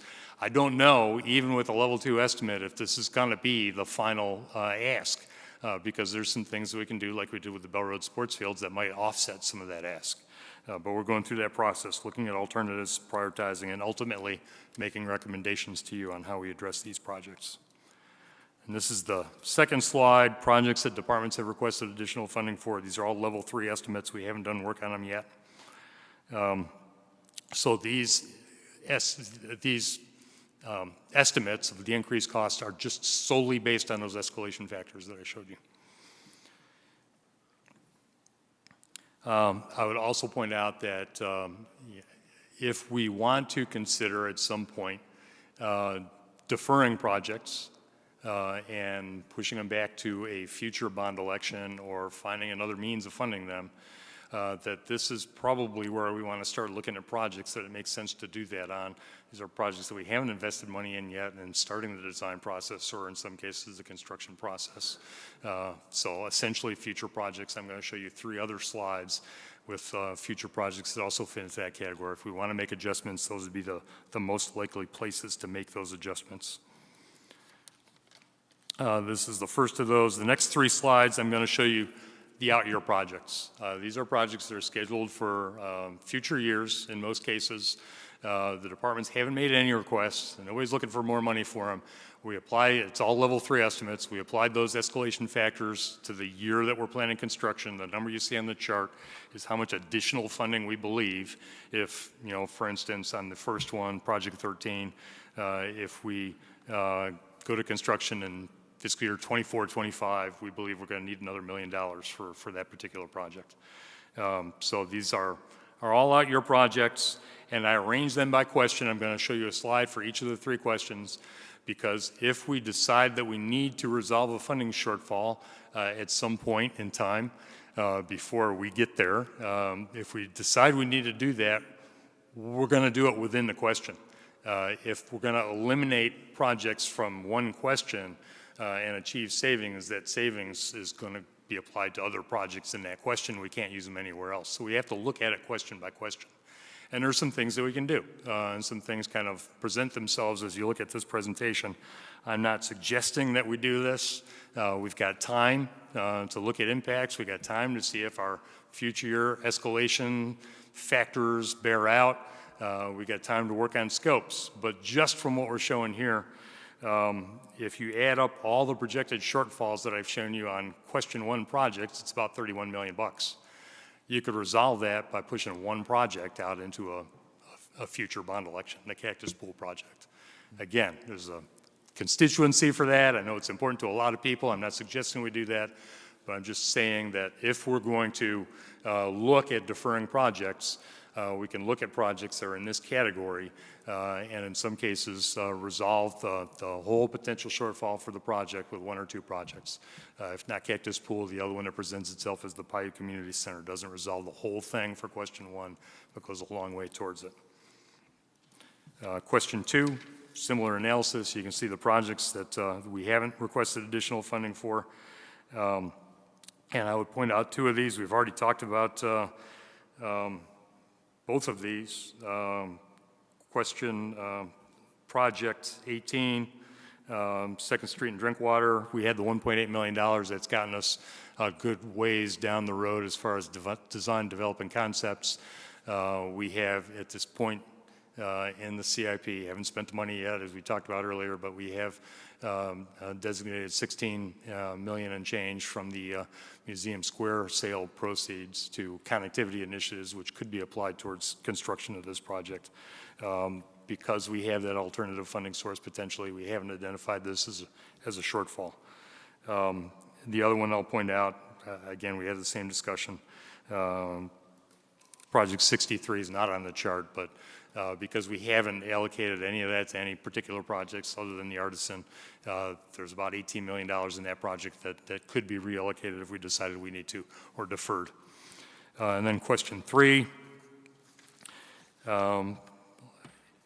information technology and public safety. The shortfall is somewhere in the neighborhood of $30 million for the whole question. The project, actually it's a pair of projects. We've got a project from the police department to renovate the fire station at Violinda and 90th Street. There's a fire station immediately next door that has a project for renovation. The sum total of those 2 projects would resolve the shortfall for the rest of question 3 if it had to come to that. So again, I'm not making a recommendation. I'm just saying that there are alternatives that we can consider as we go down the road and we determine that we have to do something if the situation doesn't improve with inflation and with the estimates that we're looking at.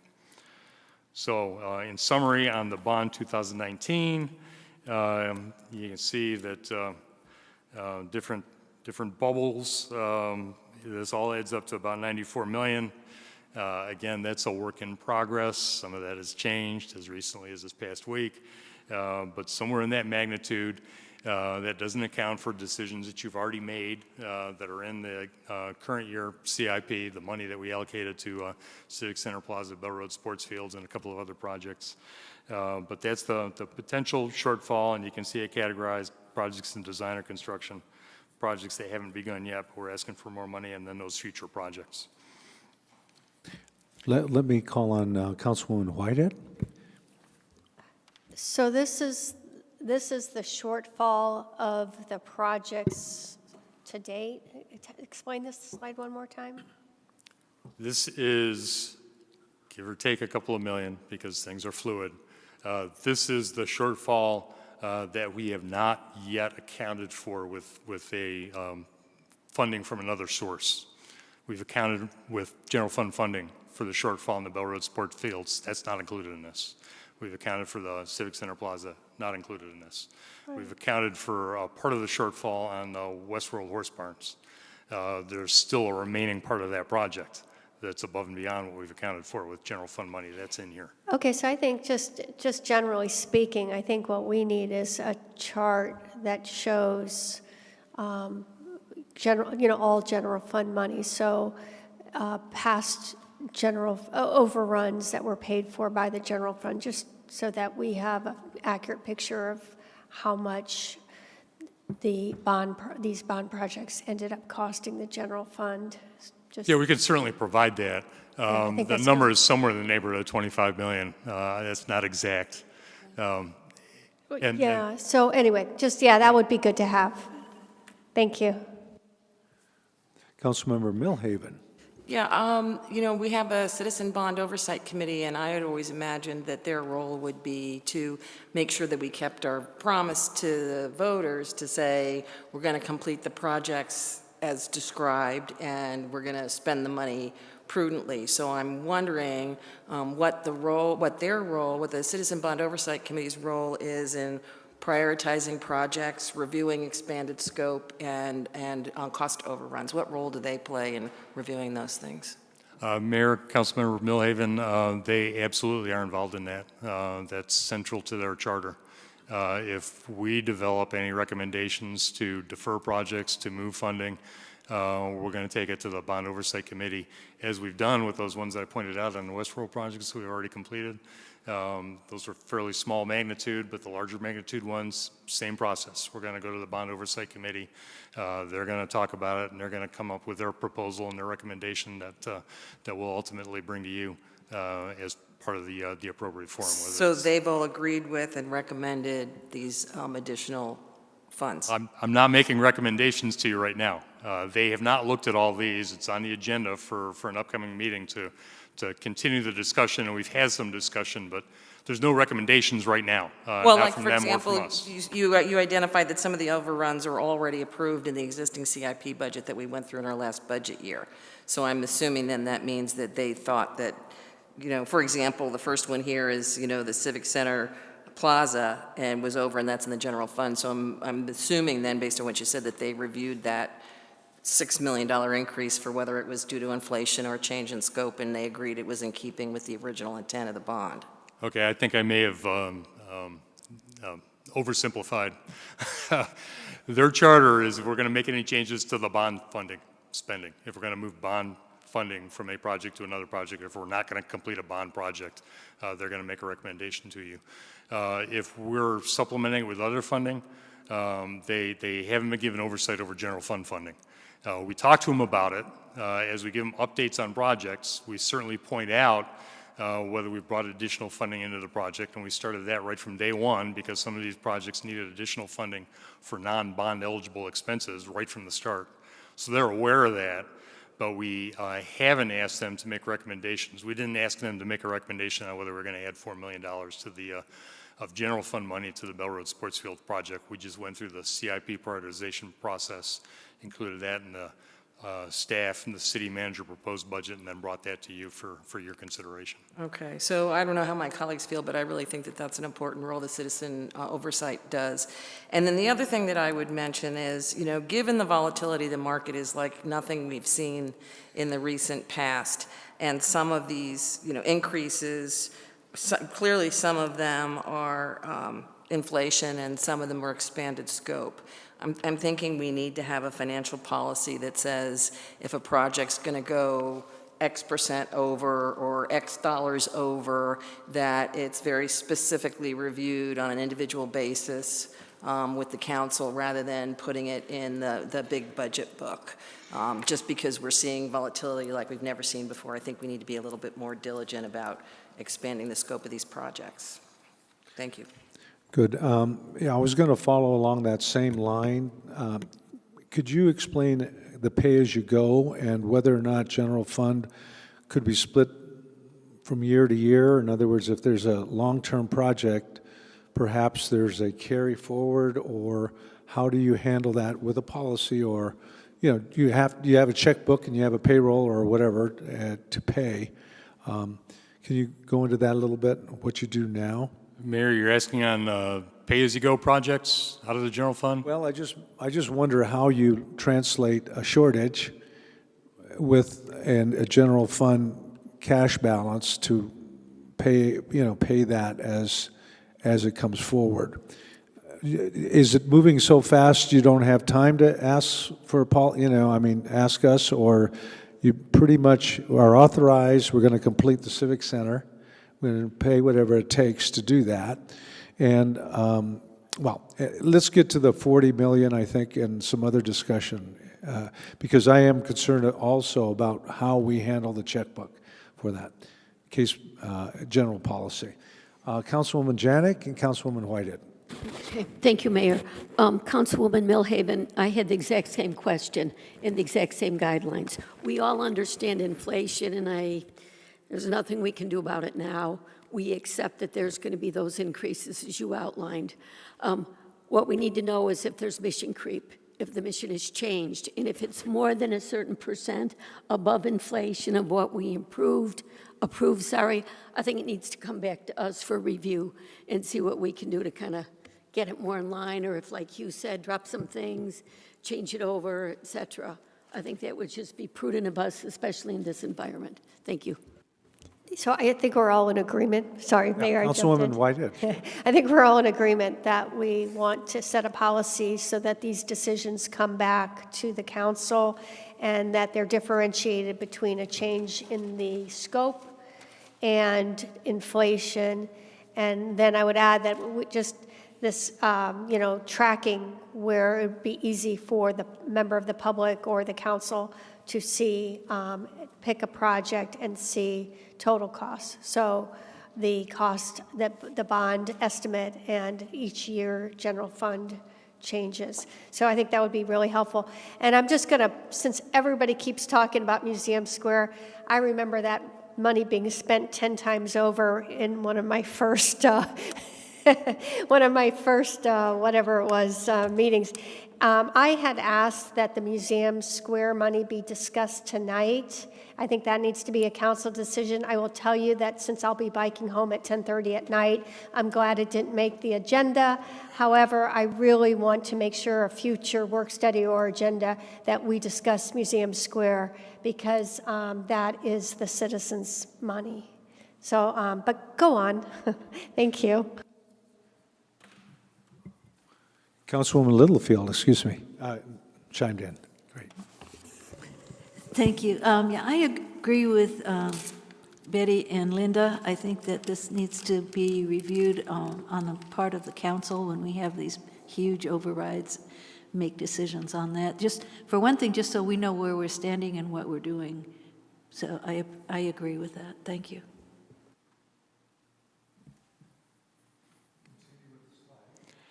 If that is all the direction on the bond 2019, I'm going to move on to the last piece of the presentation, which is the what do we do with the proceeds from the Bell Road land sale. I don't have the numbers up here, but the Bell Road land sale generated $42.7 million for the city. And there are constraints on how we use those funds that result from the financing that we used to buy the land originally. And the bullets address some of those constraints. And I got to clarify the first one. All of the proceeds, all of the 42.7 must be spent on public purpose projects. The second part of that bullet, which cannot have private use or private payments, we're dividing the $42.7 million into what we're referring to as restricted funds and unrestricted. And again, it goes back to the nature of the financing that was used to originally buy the land. All of the 42.7 has to go to public purpose projects, but there are additional restrictions on a portion of that. And those restricted funds is the private use or private payments. We can't use that for building a project that's going to generate revenue for the city. And then the last bullet, the restricted proceeds, also have a time limit on them. We have to actually spend the money, not budget it, not program it for, not award a contract, but actually spend the money by the 2-year anniversary of the date of the land sale, which will be July 12th, 2024. And then the second bullet, some of the funding that was used to acquire the land in the first place was bed tax funding to support long-term debt. So we're compelled to take the proceeds from the sale and put it to a tourism-related use for a portion of the funding, and that's about $19 million. The restricted portion of the funding is about $21.4 million. And you can have a project that checks more than one box. You can have a tourism-related project that also qualifies as a use for the restricted funds. I'm going to show you 2 slides. Together they make up the staff proposal. And the first slide is going to show you what we propose for spending the restricted portion. The second slide is going to be the unrestricted portion. And you can see that we've got projects identified, McCormick-Stillman bunkhouse, and the Chaparral Pool renovation. Chaparral Pool renovation is not a current project. The McCormick-Stillman bunkhouse is a project. And 2 bond projects, modernize and expand police and fire training facility, and the fire department training facility. The general fund dollars released from the bond projects. We've already applied general fund funding to these 2 projects. I'm trying to not make it too complicated, but these projects are funded in the general fund. If we apply money from the land sale proceeds, we're going to remove the need to take the funding that's projected against those projects now, and that funding will be available for other general fund needs. So you're freeing up some general fund money from the bond program if you use these proceeds as we suggest. And you can see 2 of them are considered to be tourism-related uses. And if we use these proposals, it meets the requirement to use the $21.4 million of restricted funds within 2 years. The other thing we had to do, these all had to be existing projects. They had to be projects where we got some level of design, we're ready to go to construction, we're going to be ready to go to construction within a year. If we need to be able to use every last dollar within 2 years, we got 18 months left. We've got to be able to move into construction quickly. So these are ongoing projects where we're going to be able to do that. And then the unrestricted funds, they don't have that time constraint. Some of them do help us meet the tourism requirement. And you can see, again, I've got 3 bond projects on here where we've already allocated general fund money. Using the proceeds from the land sale will allow us to take that general fund money that we've already budgeted and free that up for other eligible general fund uses. Hold it right there. Councilwoman Whitehead, please. Okay, thanks. I guess you could have finished this slide. I think it's hard for us to give direction because so many of these projects have to do with where council ends up prioritizing, and also where we end up with, cost savings by reducing scope.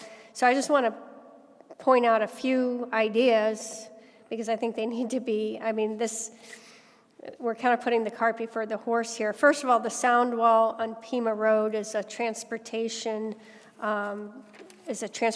expense.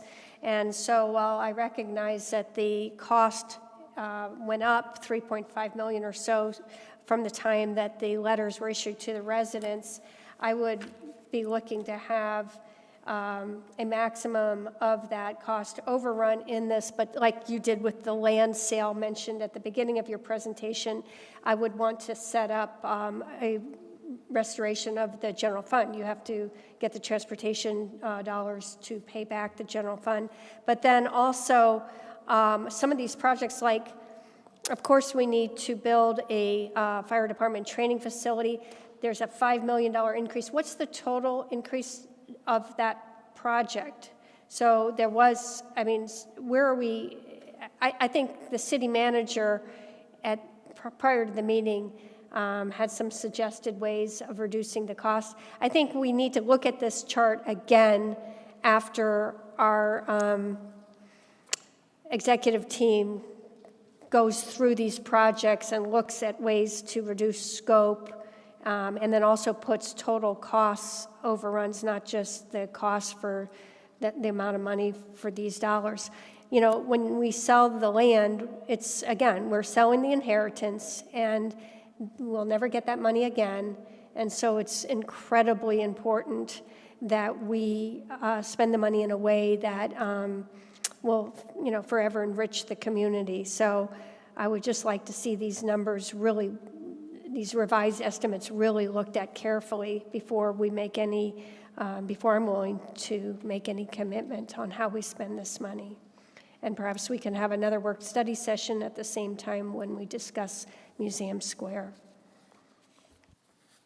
Councilwoman Janik?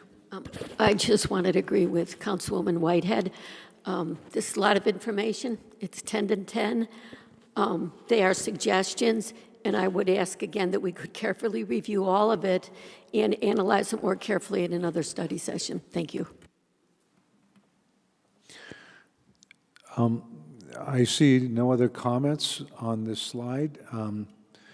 Councilwoman Littlefield? I agree with those comments that were just made. I think that we need another work study session and update on some of this stuff. Thank you.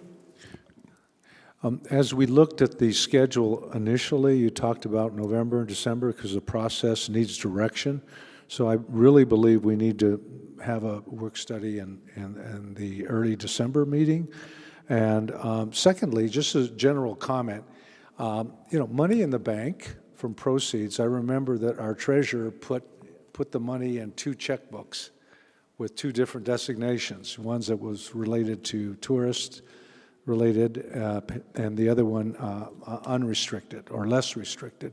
And then, of course, bond counsel verified that so that we know what those sums are.